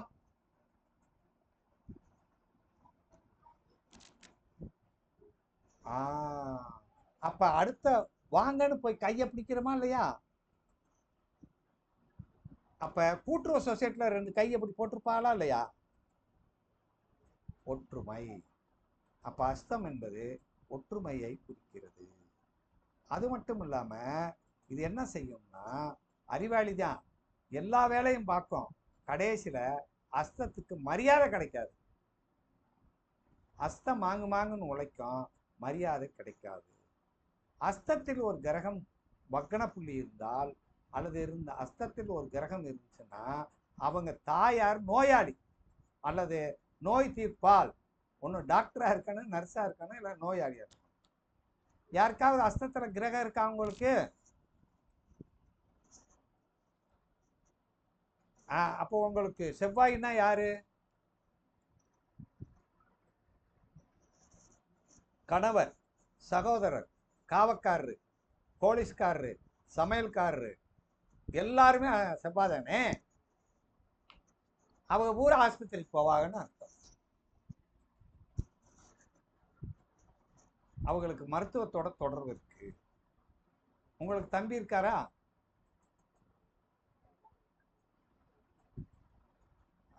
அவர் மாத்திரத்தை தலைமாட்டில் மாத்திரை வச்சு தூங்கினாருன்னா அஸ்தம்னு வச்சுக்காங்க. அஸ்த நட்சத்திரம். அதே மாதிரி அஸ்த நட்சத்திரத்துக்கு இன்னொரு விஷயம் இருக்கு. அஸ்த நட்சத்திரம் அந்த நட்சத்திரத்துல அவங்களுக்கு தார தோஷம் இருக்கும் அந்த குடும்பத்துல. அதே மாதிரி புத்திர தோஷமும் இருக்கும்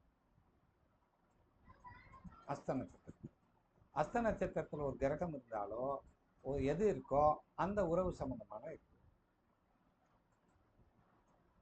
அப்ப அஸ்த நட்சத்திரம் இவ்வளவு பவர் இருக்கு. அஸ்த நட்சத்திரம் என்பது கை. அஸ்த நட்சத்திரத்திற்கார் இருக்கிறவங்க, இப்ப இவருடைய கணவன் அஸ்த நட்சத்திரத்திற்காருன்னு வச்சுக்கோங்க, அவர் கையை நீட்டி தான் பேசுவார் அப்படின்னு.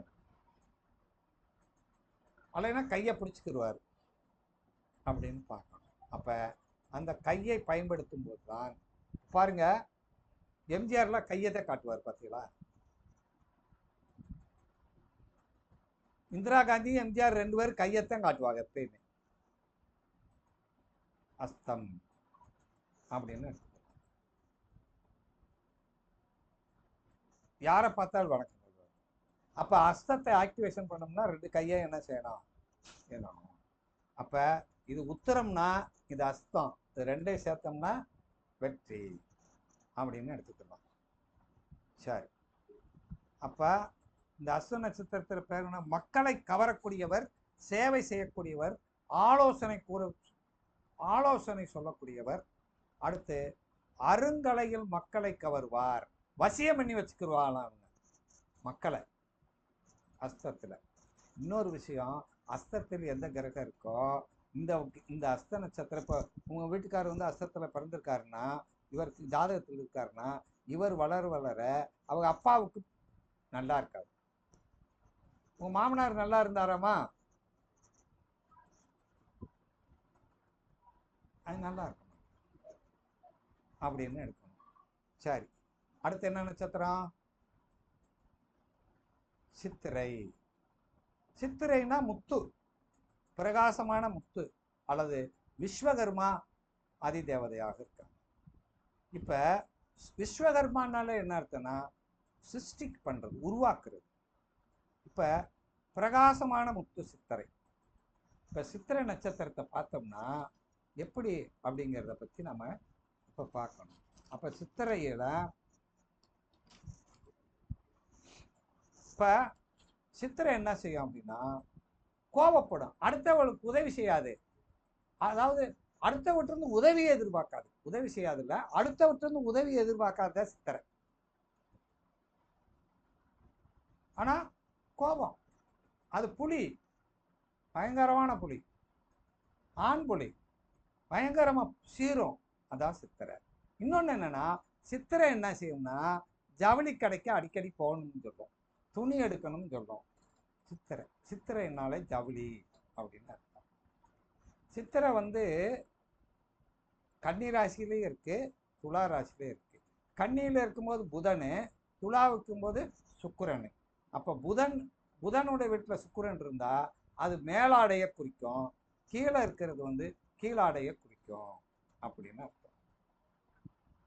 இப்ப யாருக்காவது பாருங்க ஜவுளி கடை இதெல்லாம் இந்த இடத்துக்கு அவங்களுக்கு அடிக்கடி போய் வரணும், அவங்க போயிடுவாங்க. அதான் சித்திரை. சித்திரை நட்சத்திரக்காரங்களுக்கு கோபம் அதிகமாக வரும், ஒரு இலக்கு இருக்கும், அது புலி, அது எந்த இடத்துலையும் கட்டுக்கடங்காமல் ஓடிக்கிட்டே இருக்கு. பசிச்சாதான் சாப்பிடுவோம், பட்டினியாக கிடக்கிறது சித்திரை, பட்டினியாக கிடக்கிறது சித்திரை, ரோசப்படுறது சித்திரை, கோபப்படுறது சித்திரை, விரதம் இருக்கிறது சித்திரை அப்படின்னு. ஐயா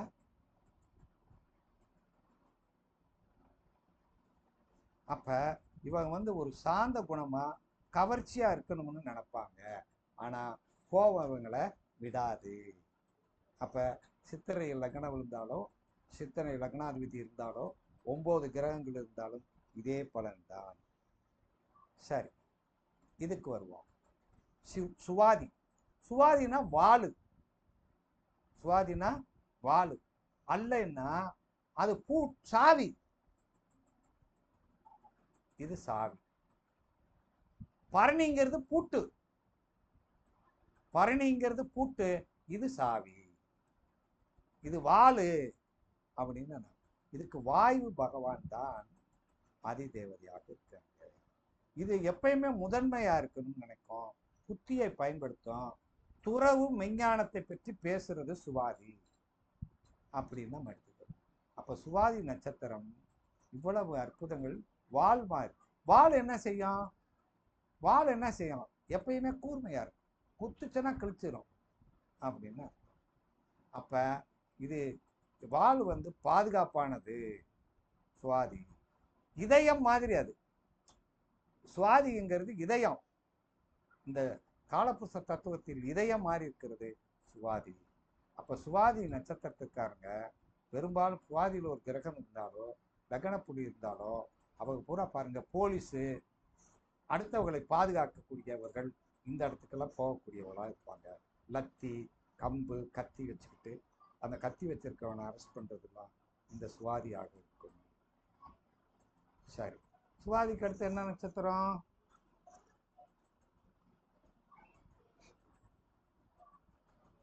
சித்திரையில் இருக்கிறவளா?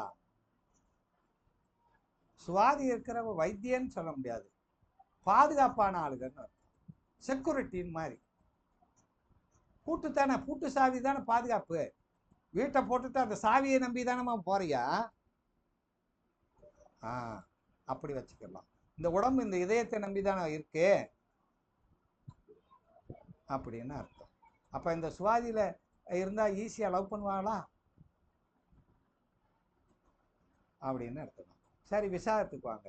விசாகம் வந்து வரவேற்பு வளையம், வரவேற்புன்னு அர்த்தம். விசாகம்னா வரவேற்பு வளையம், அப்படியே ஆர்ச் மாதிரி வரவேற்பு வளையம். இது இந்திராகினி, இந்திராகினிங்கிற தேவதை. அப்ப இந்த வரவேற்பு வளையம் என்ன செய்யும்னா அடுத்தவர்களை விசாகம் வா வா வா வான்னு கூப்பிடும். விசாக நட்சத்திரம் எல்லாத்தையுமே அரவணைச்சு அதுவும் போகும் அப்படின்னு இருக்குது. ஆனா இது ஒரு அங்கீகரிப்பதை குறிக்கும், அங்கீகரிக்கக்கூடியது. எப்பயுமே இந்த விசுவாசம் ஒரு விசாகம் ஒரு விசுவாசமான ஒரு அங்கீகாரம் தேவை அப்படின்னு நினைக்கும். ஆனா இது போட்டின்னு வந்தா விசாகம் வந்து விடாது, அதுல போட்டியில் வெற்றி வரணும்னு நினைக்கும் அப்படின்னு இதை எடுத்துக்கிறோம். கலைத்துறையில் இயந்திர வணிகம், தானியம், இத்தகைய விஷயத்தில் எல்லாம் வியாபாரத்தில் நோக்க முடியதுதான் இந்த விசாகம். விசாகம் இவ்வளவு விஷயம். இந்த விசாகத்தில் ஒரு கிரகம் இருந்தாலும் லக்னம் இருந்தாலும் இப்படி செய்வது. அனுசு, அனுசம். அனுசம்னாலே தாமரை, அனுசம்னாலே மித்ரா, அனுசம் என்றாலே சாது. அனுச நட்சத்திரம் என்பது தாமரை. தாமரை என்ன செய்யும்? தாமரை தாமரை என்பது தனியாத்தான் இருக்கும், மலர்ந்து இருக்கும். தெய்வங்களை அமரக்கூடிய ஒரு ஆசனம். அப்போ ஒரு சாதாரண நிலைமையில் இருக்கிறவங்க கூட இந்த அனுச நட்சத்திரத்தில் இருக்கக்கூடிய கிரகமானது அவர்களை உயர்த்தி கொண்டு போய்விடும். நீண்ட ஆயுளை கொடுக்கும், நல்ல புகழை கொடுக்கும், ஒரு நிர்வாகத்தை கொடுக்கும்.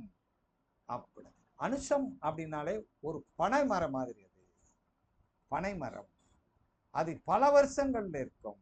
சாதாரண மனிதராக இருந்தாலும் சாமானியர்களாக உயர்த்தும், விலை உயர்ந்த பொருள்களை அனுபவிக்க தூண்டும், ட்ரெஸ்ஸு மற்றெல்லாம் சூப்பராக பயன்படுத்தும், வித்தியாசமாக இருக்கும். அனுசம் என்பது அடுத்தவர்களுக்கு இரக்க குணம் உண்டு. அனுசத்தில் கிரகம் இருந்தால் அந்த கிரகத்தின் காரகத்துவம் அப்படி இருக்கும். யாருக்காவது அனுசத்தில் கிரகம் இருக்கா?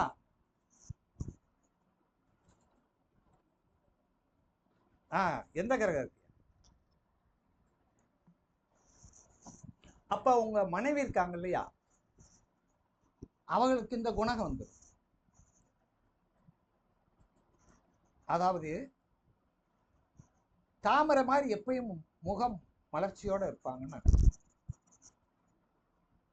எல்லாரையும் வரவேற்பக்கூடியவர்களாக இருப்பாங்க, எல்லாருக்கும் எல்லாத்தையும் பகிர்ந்து கொடுக்கணும்னு இந்த அனுஷம் நினைக்கும். அனுஷம் என்கிறது இந்த அனுராதா ஒரு பேணுதல், ஒருங்கிணைத்தல் அப்படிங்கிற கேரக்டர், பேணும் ஒருங்கிணைக்கும். அப்ப ஒருத்தர் யாராவது வீட்டுக்கு வந்துட்டாங்கன்னா அவ்வளவு சந்தோஷப்படுதுன்னா அது அனுசம்னு அர்த்தம். சித்திரைன்னா எதுக்கு வந்தாங்கன்னு கேட்கும். ஐயா, சித்திரை வந்தா எதுக்கு வந்தேன்னு கேட்கும். இப்ப பாருங்க, நம்மளுடைய பாரத பிரதமர் அனுச நட்சத்திரத்துல பிறந்திருக்காரு. ஒரு அங்கீகாரம் வாங்கிட்டாரா இல்லையா? உலக நாடுகள் பூரா வரவேற்கிறார்களா இல்லையா? அதனால இது அனுசம் என்பது ஒரு பனைமரம் மாதிரி. அவர் அசைக்க முடியல இல்ல. பனைமரத்தை போய் ஆட்டிட முடியுமா? நம்ம ஆட்ட முடியாது. அதே மாதிரி சுக்கிரன் எந்த பாவத்துக்குரியவர்? உங்களுக்கு ஏழாம் உங்க லக்னத்துக்கு எத்தனை பாவத்துக்கு, எந்த பாவத்துக்குரியவர்? 6ஆம் பாவம் என்பது யாரு? தாய் மாமனா? தாயினுடைய சித்தியா? அவங்க அனுசுல போய் உட்கார்ந்துட்டாங்களா? அப்ப உங்க தாயினுடைய வர்க்கத்துல, உங்க மனைவியுடைய வர்க்கத்துல நீண்ட ஆயுள் உள்ளவர்கள் இருப்பாங்களா அப்படின்னு நினைக்கணும்.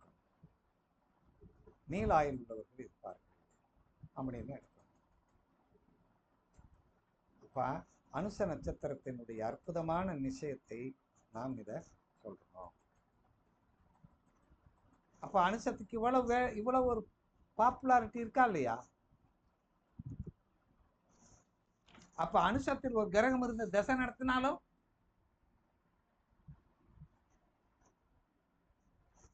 குரு தசை நடக்குதுன்னு வச்சுக்கோங்க. இப்ப அனுச நட்சத்திரத்திலிருந்து குரு நடக்குதுன்னா, இப்ப இந்த குருங்கிற காரகத்துவம், குருன்னா பணம், குருன்னா குழந்தை. இது என்ன செய்யும்னா, இப்ப ரொம்ப நல்ல ஓரளவுக்கு நாம் எதிர்பார்த்த அளவுக்கு கிடைக்கும் அப்படின்னு சொல்லலாம். நீண்ட காலம் நடக்காத சம்பவங்கள்லாம் இப்ப நடக்கும் அப்படின்னு சொல்லலாம். அதுதான் ஆமா குடைன்னு சொல்லுவாங்க. அடுத்தவங்களை பாதுகாக்கிறது பேர் தானே குடை. அனுசம்னா குடை. அது என்ன செய்யும்? தன்னையும் பாதுகாக்கும், அடுத்தவங்க வந்தாலும் உள்ள போகலாமா? அடுத்து இன்னொன்னுன்னா, இந்த குடை யாருக்கு பிடிப்பாங்க? தெய்வத்துக்கு பிடிப்பாங்க, அரசர்களுக்கு பிடிச்சிருக்காங்க அந்த காலத்துல. ஐயா, அப்ப இந்த அனுசத்துல இருந்து ஒரு தசை நடந்துச்சுன்னா உங்களுக்கு ஒரு இடத்துக்கு போனா மரியாதை கிடைக்குமா? மரியாதை மதிப்பு கிடைக்கும், எதிர்பார்க்காமலே கிடைக்கும் அப்படின்னு நம்ம எடுத்துக்கலாம். சரி, அர்ச்ச நட்சத்திரத்தில் இருந்தால் அரசாங்க உதவி கிடைக்குமா, அரசியலோட தொடர்பு ஏற்படுமா அப்படின்னு எடுக்கணும். சரி, அடுத்து பாருங்க. அனுசத்துக்கு அடுத்து என்ன அடுத்துக்கு கேட்டை. இப்ப அவங்க சொன்னாங்கல்ல, இந்த கொடைங்கிறது இந்த கேட்டைக்கு தான் பொருந்தும். இந்த கேட்டை நட்சத்திரம் தான் கொடை, இந்திரன் இந்திரன் அப்படின்னு சொல்றோம். இது அந்தஸ்து மரியாதையை கொடுக்கக்கூடியது, அந்தஸ்து மரியாதை கொடுக்கக்கூடியது, கௌரவத்தை எதிர்பார்க்கும். கேட்ட கேட்ட என்ன செய்யும், சேட்டை செஞ்சாலும் செய்யும் அப்படின்னு எடுக்கணும். அதே நேரத்தில் கௌரவமா இருக்கும். மைக்கை ஆஃப் பண்ணிருங்க. அப்ப நிறைய நண்பர்களை வச்சிருக்கேன்னா கேட்டை. வாணிப நோக்கு, இயந்திரங்களை எவ்வாறு பயன்படுத்துகின்ற நுட்பம் கேட்டைக்கு உண்டு அப்படின்னு எடுத்துக்கிறோம். கேட்டை என்பது வாழ்க்கையில் சில பிரச்சனைகளை அனுபவிக்கும் அப்படின்னு நம்ம. வயதுக்கு மீறிய காதல் வருதுன்னா கேட்டையாத்தான் இருக்கும் அப்படின்னு, அதுக்கு பேர் சேட்டை அப்படின்னு நம்ம எடுத்துக்கிறோம். சரியா ஐயா? அப்ப கேட்டையில் ஒரு கிரகம் நின்று திசை நடத்தினா அந்த மாதிரி வந்துடும்.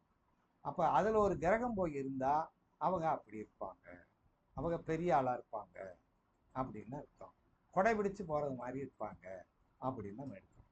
சரி, இப்ப கேட்டைக்கு அடுத்து என்ன நட்சத்திரம்? மூலமா. இந்த மூலம் என்பது என்னன்னா, இது ஒரு மரத்தின் வேறு, ஆணி வேறு, நிருதி. இது கடவுள் நிருதி. இது குழப்பமான நட்சத்திரம்.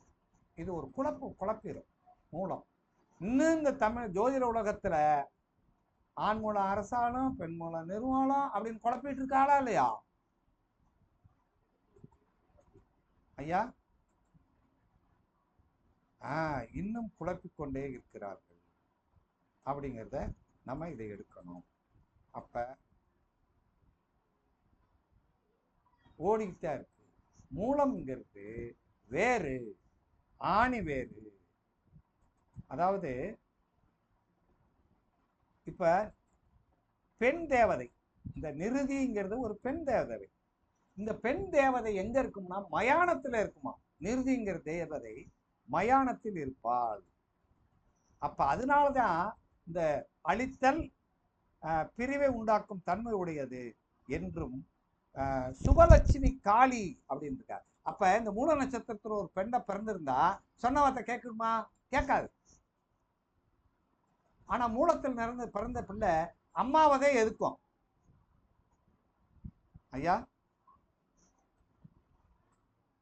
மூல நட்சத்திரத்துல ஒரு பெண் பிறந்தா அம்மாவத்தை எதுக்குமா. எனவே இந்த மூல நட்சத்திரம் என்பது கொஞ்சம் கோபக்கார நட்சத்திரமா இருக்கிறது, அது மூலமாக இருக்கிறது. இப்ப மூலம்னு என்னதான் வேறாக இருப்பார். இப்ப லக்னாதிபதி போய் மூல நட்சத்திரத்தில் உட்கார்ந்திருந்தால் இவர் வேறாக இருப்பார். எல்லாருக்கும் என்ன செய்வாரு? வேற என்ன செய்யும்? எல்லா பாகங்களுக்கு தண்ணி எடுத்து விடுமா இல்லையா? அப்படின்னு எல்லாரையும் தாங்கி பிடிக்கும். அதனாலதான் ஜெய் அனுமான் அப்படின்னு அப்படியே மலையை தாங்கி பிடிச்சு வர்றாரா மூல நட்சத்திரத்துல பிறந்தவரு. ஒரு பொருளை பாதுகாக்குதுன்னா மூலம். ஒரு அந்த அந்த அதுகிட்ட ஒரு பொருளை கொடுத்துருக்குன்னா அது கையிலே வச்சுக்கிட்டே தெரியும், அது மூலம். மூல நட்சத்திரத்தில் இருக்கிறவங்களாம் ஊர் பொது வேலையை பார்த்தாங்கன்னா பணமெல்லாம் அந்த ஆள்கிட்டதே இருக்கும், அதை அப்படியே தூக்கிட்டே திரிவாரு, அதே மூலம். அப்ப இந்த நட்சத்திரத்தில் பிறந்தவர்கள் இப்ப ஒண்ணும் இல்லை, 4ஆம் பாவத்தின் அதிபதி மூல நட்சத்திரத்துல இருந்தா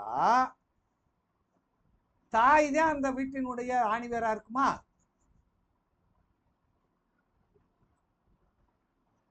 அதே மாதிரி ஒரு வண்டி, வாகனங்கள், அதை வச்சுத்தானே அவன் மூலதனத்தை இயக்குவானா? அந்த குடும்பம் ஓடும்னு அர்த்தம். அப்படி சொல்லலாமா? மூல நட்சத்திரம்.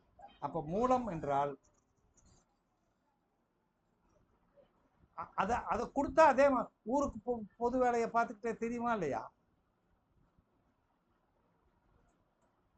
அப்ப இந்த மூல நட்சத்திரம் இந்த மூல நட்சத்திரம் 2ஆம் பாவத்தின் அதிபதி போய் மூல நட்சத்திரத்தில் உட்கார்ந்தா எப்படி இருப்பாங்க?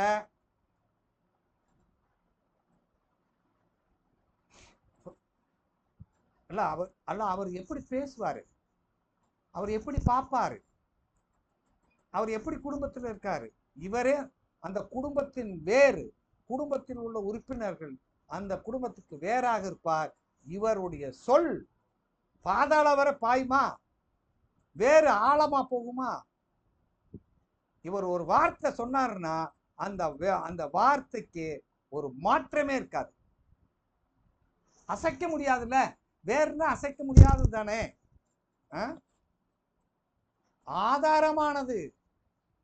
ஆதாரமான பேச்சை பேசுவாருன்னு அர்த்தம். சரி,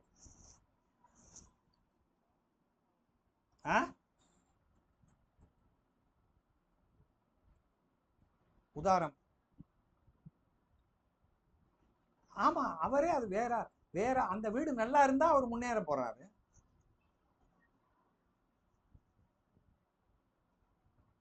அரவணைச்சு வாழக்கூடியதா வேறு. அதாவது வேறு வேருக்கு என்ன பேருன்னு அர்த்தம் தெரியுமாயா?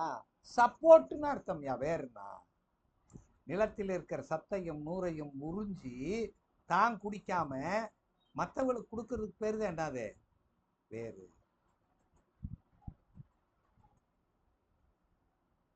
அப்படி சொல்ல முடியாது. வெளியில சொல்ல மாட்டாரு. அப்படி சொல்லுங்க. அடுத்தவங்களுக்கு உதவி செய்யணும் அவர் என்ன சொல்ல மாட்டாரு? வெளியில தெரியாது. ஒருத்தர் வர்றாரு, இப்ப 2ஆம் பாவத்தினுடைய அதிபதி போய் மூலத்துல உட்காந்துட்டா இவர் சம்பாதிக்கிறதுல வெளியில தெரியாதுல்ல, வெளியில தெரியாது. அதே மாதிரி குடும்ப நபர்கள் இவருக்கு சப்போர்ட்டா இருப்பார் இல்லையா? சரி, 3ஆம் பாவாதி ரகசியம். 3ஆம் பாவத்தின் அதிபதி போய் மூல நட்சத்திரத்தில் இருந்தா, மூல நட்சத்திரத்தில் இருந்தா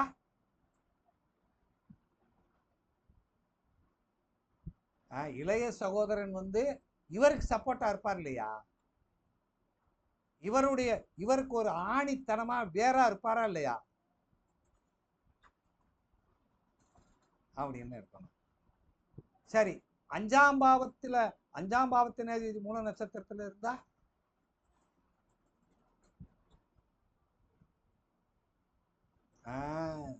இவருடைய குழந்தைகள் பூரா இவருக்கு மறைமுகமாக சப்போர்ட் பண்ணுவாங்களா இல்லையா?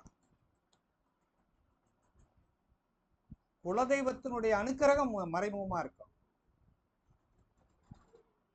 சரி, 6ஆம் பாவத்தின் அதிபதி போய் மூல நட்சத்திரத்துல இருந்தா தாய் மாமை ஆணிவேரா இருப்பாரு. வேலை செய்யற இடத்துல இருக்கு அதோடைய வேலை ஆட்கள், வேலை நண்பர்கள், அங்கேயே வேலை செய்யற இடத்துல இருக்கு சப்போர்ட் இல்ல, அந்த இடத்துல ஒரு உறுதியான வேலை இருக்குமா அவருக்கு?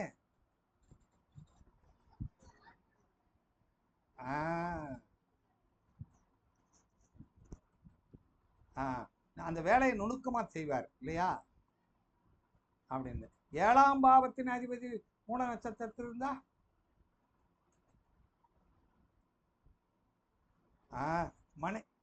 மனைவி எல்லாரும் என்ன செய்வாங்க? வேறா இருப்பாங்க. ஆனா அதே மாதிரி சொன்ன வார்த்தை கேட்க மாட்டாங்க. மூல நட்சத்திரம் சொன்ன வார்த்தை கேட்குமா? அனுமான கூப்பிட்டு நீ ஏன்டா சூரியனை போய் பிடிக்க போறேன்னு கேட்டாரா?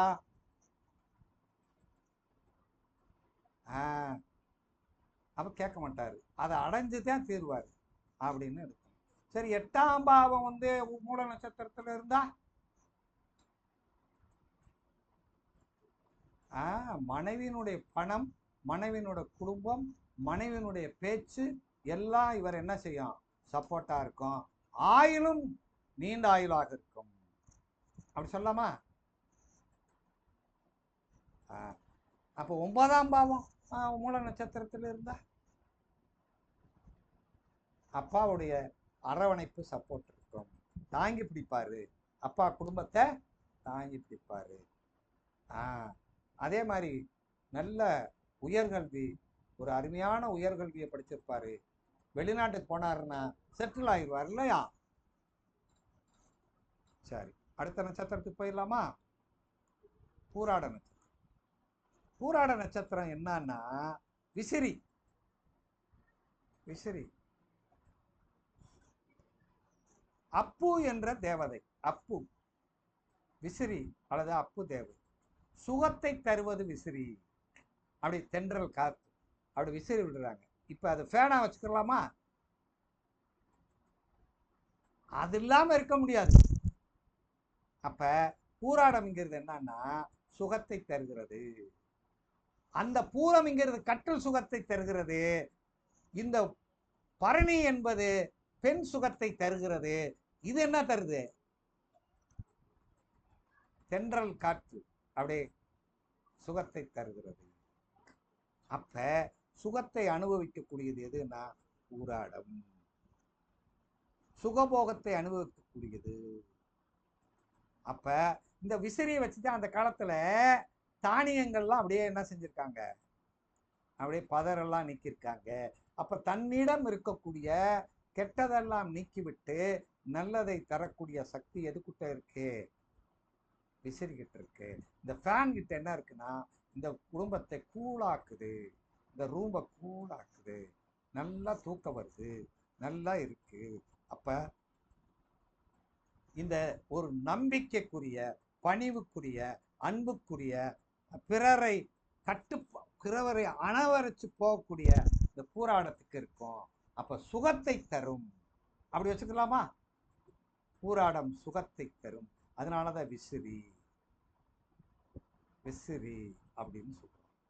அப்ப பூராடம்ங்கிறது இவ்வளவு விஷயங்கள் இருக்கு. அதெல்லாம் ரைமிங் வேர்டு.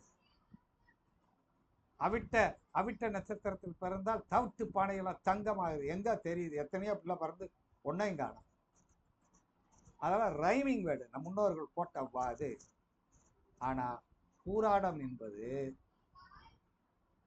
என்பது சுகத்தை தருகிறது அப்படிங்கிறத நம்ம வச்சுக்கணும். அப்ப நீங்க சொன்னீங்களா நூல் ஆடும்னா கழுத்துல போடுற நூலாடு, பெண் போடுற தாலி ஆடும்ன்றீங்களா? அப்படின்னா அப்ப அதெல்லாம் ஆடாது. இது ஒரு சுகத்தை தரும். அப்ப பூராட நட்சத்திரத்துல லக்னம் விழுந்துச்சுன்னா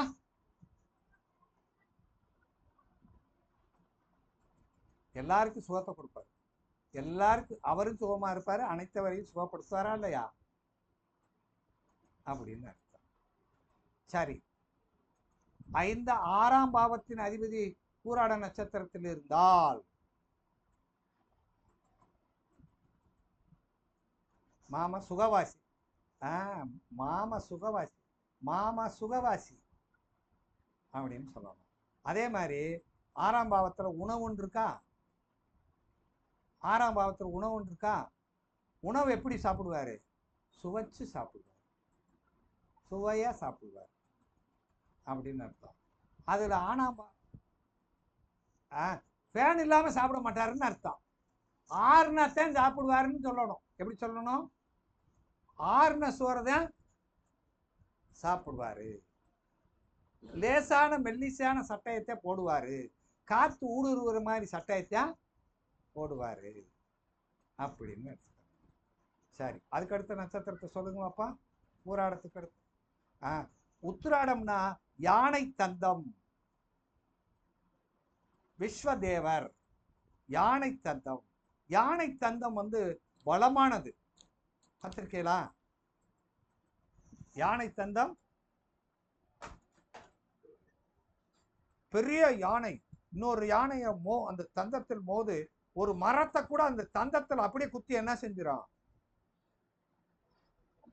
எப்பயுமே இறுதி வரை போராடி வெற்றி கொள்வதெல்லாம் பூராடம். பூராடம் என்பது யானை பொறுமையும் பெருமையும் நினைவாற்றலுக்கு உதாரணது. பொறுமையும் இருக்கும், பெருமையும் இருக்கும். யானை வச்சு போரடித்தான் மாளாது என்று சொல்லி அப்படின்னு சொல்லுவாங்க. அப்ப பெருமையும் உண்டு, பொறுமையும் உண்டு. நினைவாற்றல் யானைக்கு அதிகம். நினைவாற்றல் யானைக்கு அதிகம். அப்ப இந்த உத்திராட நட்சத்திரத்தில் பிறந்தவர்களுக்கு நினைவாற்றல் அதிகமாக இருக்கும். யானை பலமானது. யானை பலமானது. அப்ப உத்திராட நட்சத்திரத்தில் பிறந்தவர்கள் நினைவாற்றல், மெமரி பவர் கூட. உத்திராட நட்சத்திரத்தில் பிறந்த சிவாஜி கணேசன் 52 பக்கத்தை இது என்னது கட்டபொம்மன்ல 52 பக்கத்தை மனப்பாடம் பண்ணியிருக்காரு.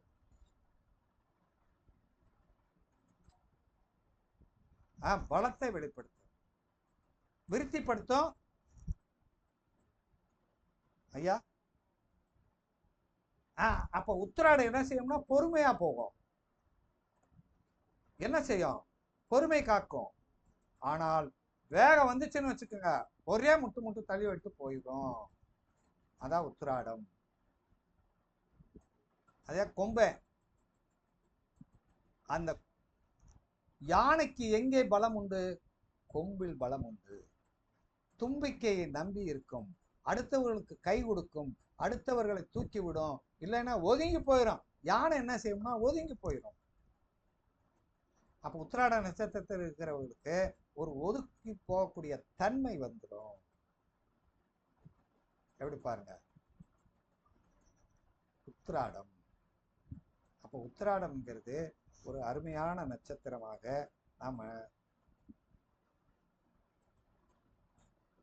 அப்ப இந்த உத்திராட நட்சத்திரத்துக்காரர்களுக்கு ஜவுளி, அதாவது உத்திராட நட்சத்திரக்காரர்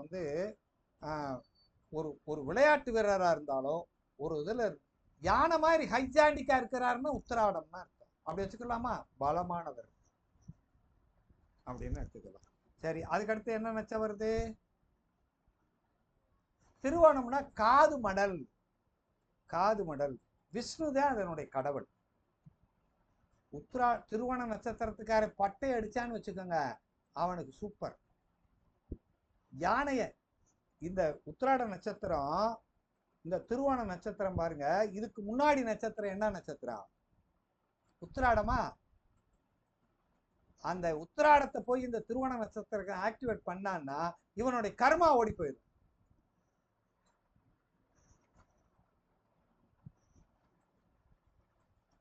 காது மடல் இது ஒரு சாதுவான நட்சத்திரம். திருவோணம் விஷ்ணு பிறந்த நட்சத்திரம். மகாவிஷ்ணு பிறந்தது இந்த திருவோண நட்சத்திரத்துக்கு பிறந்தவர். அப்ப திருவோண நட்சத்திரத்துல பிறந்ததுனாலதான் இந்த காதுனாலே கேட்கும் திறன் அதிகமானவர்கள் அப்படின்னு. திருவோண நட்சத்திரக்காரன் ஷார்ப்பா இருப்பேன். திருவோண நட்சத்திரத்துக்கார எந்த ஒரு விஷயத்தையும் அதை ஈஸியா அப்சர்வ் பண்ணுவேன் அப்படின்னு அர்த்தம். திருவோண நட்சத்திரத்திற்காரன் எந்த ஒரு விஷயத்தையும் அப்படியே கவனமா கேட்பேன், அது மாதிரியே செய்வேன். ரஜினிகாந்த் திருவோணம் தானே அவரு. பட்டை போட்ட படத்தை பாருங்க, அவருக்கு பட்டை அடிச்சு வர்றாரு வச்சுக்கோங்க, அந்த படம் அந்த மலை சக்சஸ் ஆயிடும். அருணாச்சலம். அப்ப இந்த நட்சத்திரத்துக்கு அப்படித்தான் பாத்தீங்களா, காலத்தை ஆக்டிவேஷன் பண்ணுவார் பாத்தீங்களா. சொல்லுங்க அப்படி வரா இல்லையா. அப்ப ஒரு பிரபுத்துவமான இந்த நட்சத்திரமாக சொல்ல வேண்டும். இசையிலும் ஒரு கலையிலும் ஆர்வம் இந்த நட்சத்திரத்திற்கு வந்து விடுகிறது அப்படிங்கிறது. அப்ப சிறந்த மாணவராகவும் ஒரு ஆசிரியராகவும் இருக்க தகுதி உடையவர் யாருன்னா, ஆசிரியர்களை மதிப்பவர் திருவோணம். ஆனா இன்னும் எங்க போனாலும் ரஜினி என்னுடைய குருநாதர் பாலச்சந்தர் அப்படின்னு சொல்றாரா இல்லையா? பாபா அப்படின்னு சொல்றாரு. அப்ப திருவோணம்ங்கிறது அருமானம். ஆனா திருவோண நட்சத்திரத்தில் பிறந்தவர்களுக்கு அத்தை இருந்தாங்கன்னா நோயாளியா இருப்பாங்க, இல்லைன்னா வாழ்க்கை துணை பாதிக்கப்பட்டிருப்பாங்க அப்படிங்கிறது. சரி, திருவோணத்துக்கு அடுத்து இப்ப அவிட்டம்னா புல்லாங்குழல். வசு வசு என்ற காமதேனு. அப்ப புல்லாங்குழல், புல்லாங்குழல்னா இசை. அப்ப அவிட்டம் என்பது மத்தளம். அப்ப அவிட்டத்தில் ஒரு கிரகம் இருந்தால் இசையின் மேலேயோ ஒரு கவர்ச்சியாக இருப்பார்கள். அறிவுள்ளவங்க டாக்டர். அடுத்தவளுக்கு உதவி செய்கிற அந்த காமதேனு அப்படிங்கிற உலகத்துக்கே படியளக்கணும் நினைக்கிறது மத்தளம், புல்லாங்குழல். புல்லாங்குழலை இசைக்கிறாங்கன்னு வச்சுக்கோங்க. இப்ப நல்லா பாருங்க, அவிட்ட புல்லாங்குழல். மகாவிஷ்ணு பிறந்தது எந்த நட்சத்திரம்? கிருஷ்ணனு. கிருஷ்ணனுக்கு புல்லாங்குழலுக்கும் இசைக்கருவிக்கு தொடர்பு இருக்கா இல்லையா? புல்லாங்குழல் வசுதேவர்கள் அப்படின்னு சொல்றோம். அப்ப இந்த இந்த 8 தேவதர், அதாவது மொத்த 8 தேவர்கள் 8 திசைகளை குறிப்பார்கள். உலக வாழ்க்கை தேவை அனைத்து வழங்கக்கூடியவர்கள் தான் அவிட்டம். அவிட்ட நட்சத்திரத்துல ஒரு பிறந்தா போலீஸ் ஸ்டேஷனுக்கு போகாம இருக்க மாட்டாங்க, மருத்துவத்தை பத்தி சிந்திப்பாங்க, டாக்டருக்கு ஆகக்கூடிய வாய்ப்பு இருக்கும், நர்ஸ் ஆகக்கூடிய வாய்ப்புலாம் இவர்களுக்கு உண்டு. அவிட்டத்தில் ஒரு கிரகம் இருந்தால், அவிட்டத்தில் 1ஆம் பாவத்தின் அதிபதி இருந்தால், லக்ன புண்ணி இருந்தால் அவர்களுக்கு இந்த மாதிரியான இசையில் ஆர்வம் உண்டு. சரியா? இப்ப புல்லாங்குழல் காற்றை ஊதித்தானே அந்த இசையை தருது. அதனால இந்த காற்றின் வழியாக வருகின்ற இசை அதுதான் அவிட்டம் அப்படின்னு எடுத்துக்கணும். சரி, இந்த அவிட்டம் பாருங்க, சனியோட வீட்டிலே தான் இருக்கும். இங்கிட்டு 2 பாதம், அங்கிட்டு 2 பாதம், 2 பாதமும் இங்கே தான் இருக்கும். அதனால பலம் வாய்ந்ததாக இருக்கும், கர்மா உள்ளதாக இருக்கும். அதுக்கடுத்து சதயம். சதயம் ஆறுனா மலர் வளையம், வருணன். மலர் வளையம், மலர் வளையம்னா யாருக்கு வைப்பாங்க? தலைவர்களுக்கு தானே வைப்பாங்க. மலர் வளையம் யாருக்கு வைப்பாங்க? தலைவர் இருக்கிறவங்க, தலைமை பதவி அடைகிறவங்க, இல்லைன்னா சிவலோக பதவி அடைகிறவங்க.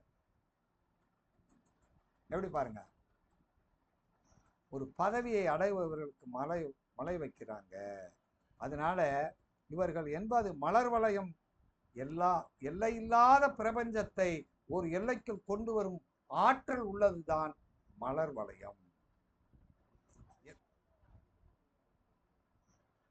எதுக்கு? இதுக்கு வருணன், வருணன் மலை, வருணன், வருணன். அப்ப இந்த வளர்மலயம் வைத்தவுடனே அவர்களுக்கு ஒரு பிரமாண்டமான இருக்கும்.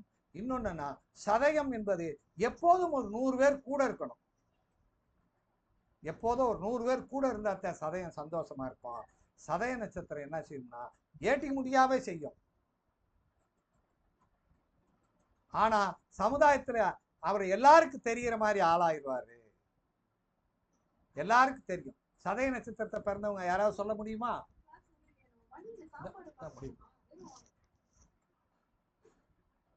ஒரு யாராவது சொல்லுங்க சார். ராஜராஜ சோழன், தந்தை பெரியார், தந்தை பெரியார், ராஜராஜ சோழன், தந்தை பெரியார்லாம் சதய நட்சத்திரம். அதே மாதிரி ரஷ்யாவில் பிறந்த ஸ்டாலின், அவர் சதய நட்சத்திரம். இவர்களெல்லாம் மறக்க முடியாத ஆட்கள். அப்ப ஒரு முத்திரையை பதிக்கக்கூடியவர்களாக இருந்துடுறாங்க. அப்ப தத்துவத்தையும் அருங்கலைகளை பற்றியும் அற்புதமாக பேசக்கூடிய பேச்சாற்றல் மிக்கவர்களாகும் சதயத்தில் இருக்காங்க. ஐயா சரி, அடுத்து பூரட்டாதி. இது இறுதி கட்டில். பூரட்டாதி என்றால் இறுதி கட்டிலின் முதல் பகுதி, முதல் கால். இறுதி ஒரு இறுதி கட்டல் இருக்குல்ல, சப ஊர்வலத்தின் முன்பகுதி வந்து பூரட்டாதி, பின்பகுதி வந்து உத்திரட்டாதி. ஒரு மனிதன் எப்போது வந்து அதாவது அந்த இறுதிக்கட்டிலின் தலைப்பகுதிய, அதாவது குடும்ப பந்த பாசத்திலிருந்து விடுதலையாகி இறைவனோடு சேருகின்ற அந்த ஆற்றலை கொடுப்பது பூரட்டாதி. பாசத்திலிருந்து அதை பந்தத்திலிருந்து பிரித்து கொண்டு வருபவனுக்கு பேரு பூரட்டாதி. பூரட்டாதி என்பது தன்னை உயர்ந்த நிலைக்கு கொண்டு செல்வது. அதனாலதான் பூரட்டாதியில் குபேரன் பிறந்தான். பூரட்டாதி நட்சத்திரத்தில் பிறந்தவர்கள் அடுத்தவர்களுக்கு காசு கொடுத்தா வராது. இவங்க காசு வாங்கினா அடுத்தவர்களுக்கு கொடுக்க மாட்டாங்க. பூரட்டாதி நட்சத்திரத்தில் பிறந்தவர்கள், பூரட்டாதி நின்ற கிரகம் என்ன செய்யும் அப்படின்னா, இவர்களுக்கு தார தோஷம் கண்டிப்பாக இருக்கும் இவங்க வம்சத்துல அப்படிங்கிறத நம்ம எடுத்துக்கணும். அப்ப பூரட்டாதினா இரட்டை தலையுள்ள மனிதன். அப்ப ஒரு மனிதனுக்கு இரட்டை செயல் ஒன்று இல்லற வாழ்வு, இன்னொரு துறவர வாழ்வு. துறவரை நோக்கி செல்கிறார் அப்படின்னு எடுத்துக்கிறோம். அப்ப உத்திரட்டாதி இது கடைசி காலடி, இறுதிக்கட்டில் கால் அல்லது நீருக்குள் உள்ள பாம்பு. இதுக்கு காமதேன் தான் அதிதேவதை அப்படின்னு நம்ம எடுத்துக்கிறோம். அது புனிதப்படுத்துது, பூரட்டாதி புனிதப்படுத்துகிறது. இது வந்து என்ன செய்யுதுன்னா தத்துவப்படுத்துது. இது கடைசி கால். அது முன்னாடி செல்கிறது என்றால் இது பின்னாடி செல்லும். சந்தோஷத்தை எடுத்து கடைசி வரை காலடி, சந்தோஷத்தை கடைசி வரை கொண்டு போய் சேர்க்கக்கூடியதாக இந்த உத்திரட்டாதி இருக்கிறது. அப்ப உத்திரட்டாதி, பூரட்டாதி என்றால் மாமரம் அப்படின்னு அர்த்தம். அப்ப இவர்கள் இப்படி இருக்காங்க. இவர்கள் அந்த மா இலையை பயன்படுத்துவது பூரட்டாதி சிறப்பானது இருக்கும். உத்திரட்டாதி என்றால் வேப்ப மரம். வேப்ப மரம் போல் இவர் வாழ்க்கை சில கசப்புகளை இருக்கும். அப்ப கட்டிலினுடைய பின்னம்பாதி. ஆனால் காமதேனுக்கு அதிபதியாக வந்து விடுகிறார். காமதேன் வந்ததுனாலதான் இவர்களுடைய வாழ்க்கை மேலோலகத்துக்கு போய் இவர்கள் மோட்சத்தை பெறுகின்ற அளவிற்கு இந்த உத்திரட்டாதி பயனுள்ள நட்சதாக இருக்கிறது. இறுதி கட்டில் பாதத்தை கால் குறியீடு இது அடைந்திருக்கிறது. இது பாம்பு குறியோடு குண்டலினி சக்தியை எழுப்பக்கூடிய சக்தி இந்த நட்சத்திரத்துக்கு உண்டு. அப்ப தீய குணங்களை அழித்து விட்டு நல்ல குணங்களை பரப்புறதுக்கு இந்த நட்சத்திரம் பயன்படுகிறது. இறுதி நட்சத்திரம் ரேவதி. ரேவதினா செழுமையான என்பது பொருள். இது செழுமையானது. இதுக்கு பேர் மீன், இரட்டை மீன். ஒரு மீன் அங்கிட்டு பார்த்துட்டு தான் இன்னொரு பார்த்துட்டு இருக்கோம். உத்திரட்டாதிய கடைசி கால், மரணக்கட்டினுடைய கடைசி கால். இப்ப ரேவதி, ரேவதி என்பது செழுமை என்பது பொருள். மீன் அப்படின்னு அர்த்தம். இது ஒரு தப்பை, இது ஒரு இசைக்கருவி. தப்பு, இது ஒரு தப்பு, இது ஒரு தப்பை. அப்ப ரேவதி என்பது இதுக்கு பூசன், மைக் ஆஃப் பண்ணுங்க. பூசன் அப்படின்ற தேவதை. பூசன்னா பிரியமுடன் உபசரிப்பவர். அப்ப ரேவதி என்பது சிரித்த முகத்தோட பிரியமாக உபசரிக்கக்கூடிய பாதுகாப்பான பயணத்துக்கு அதிபதியாக இருக்கக்கூடியவர் தான் ரேவதி. அதே தான் கடைசி நட்சத்திரமாக இருக்கிறது. இதற்கு குறியீடு வந்து யானை. இப்பிறவியிலிருந்து மறுபிறவிக்கு எடுத்து செல்லக்கூடிய சக்தி ரேவதி என்ற அந்த நட்சத்திர மண்டலத்தின் 27வது நட்சத்திரம் நம்மை மோட்சமடைய செய்யும் நட்சத்திரம். 2 மரணக்கட்டில் வந்து நம்மளை ஒரு உயர்வான நிலைக்கு ரேவதி கொண்டு போய் சேர்க்கும். ரேவதியில் ஒருத்தர் பிறந்து விட்டால், ரேவதி நட்சத்திரத்தில் பிறந்து விட்டால் வாழ்க்கையில் கஷ்டங்கள் இருக்கத்தான் செய்யும். வாழ்க்கையில் துன்பங்கள் இருக்கும். வாழ்க்கையில் பார்த்து நல்ல வாழ்க்கையை அமைச்சுக்கிறணும். அப்பத்தான் இவர்கள் சிறப்பானதாக இருப்பார்கள். மறுவிளைவிக்கு அடுத்து செல்கிறதுனால என்னன்னா கடல்ல போய் தான் அந்த மீன ராசிகள் மீன் நல்லா பாருங்க, மீன் 2 மீன் அழுக்க சுத்தப்படுத்தும். மீனுடைய வேலை என்னன்னா எப்பயுமே தூங்காது, தூங்காது விழித்து கொண்டே இருக்கும். அதனால்தான் மதுரை மாநகருக்கு தூங்காத நகரம், மீன்குடி நகரத்துக்கு மீனாட்சி நகரத்துக்கு தூங்காத நகரம் என்று பேர் வந்திருக்கு. அப்ப விழிப்போடு இருப்பவர்கள் எல்லாம் மீனராசிக்காரர்கள். ஐயா, அப்ப விழிப்போட இருப்பவர்கள் மீன ராசிக்காரர்கள்.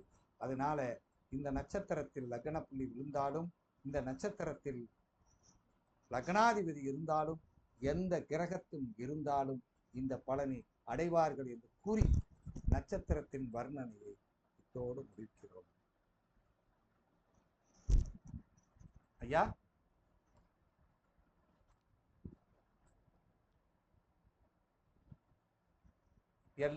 எல்லாத்துக்கும் 9 கிரகத்துக்கு பிறகு பொருந்தும், 12 வீட்டுக்கு அதிபதிக்கு பொருந்தும், எல்லாத்துக்கும் பொருந்தும்.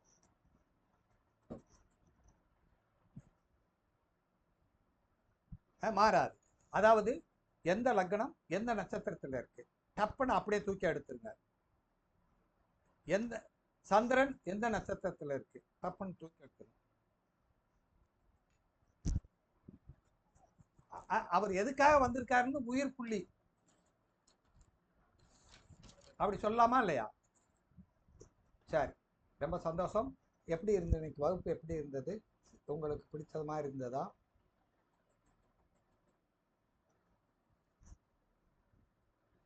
ம், சரி.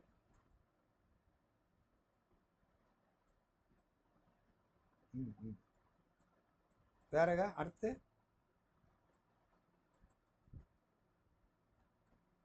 Very good, very good. நட்சத்திரம் ரொம்ப அருமை. எதிர்பார்த்தது மாதிரி இருந்துச்சா இல்லையா?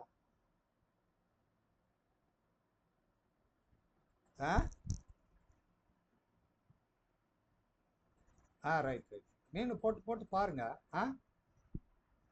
ரொம்ப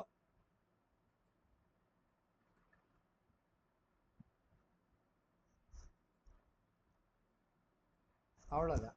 எல்லாம் அனைத்து, அதாவது நட்சத்திரம் என்பது ஒருத்தனுடைய உள்ளார்ந்த விஷயங்களை சூட்சமத்தை சொல்லுது. சூழலை சொல்லு அப்படி வச்சுக்கோங்க. நட்சத்திரம் என்பது சூழலை சொல்லும், கிரகம் என்பது இயல்புகளை சொல்லும், பாவம் என்பது செயல்பாடுகளை சொல்லும். பாயிண்ட புரிஞ்சுக்கங்க.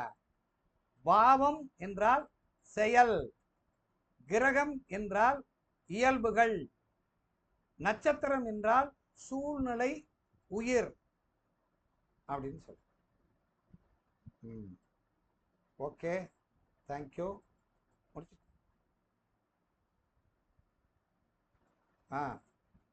கிரகம் வந்து இயல்புகளை சொல்லும், தன்மைகளை சொல்லும். பாவம்ங்கிறது செயல்பாடை சொல்லும். தேங்க்யூ.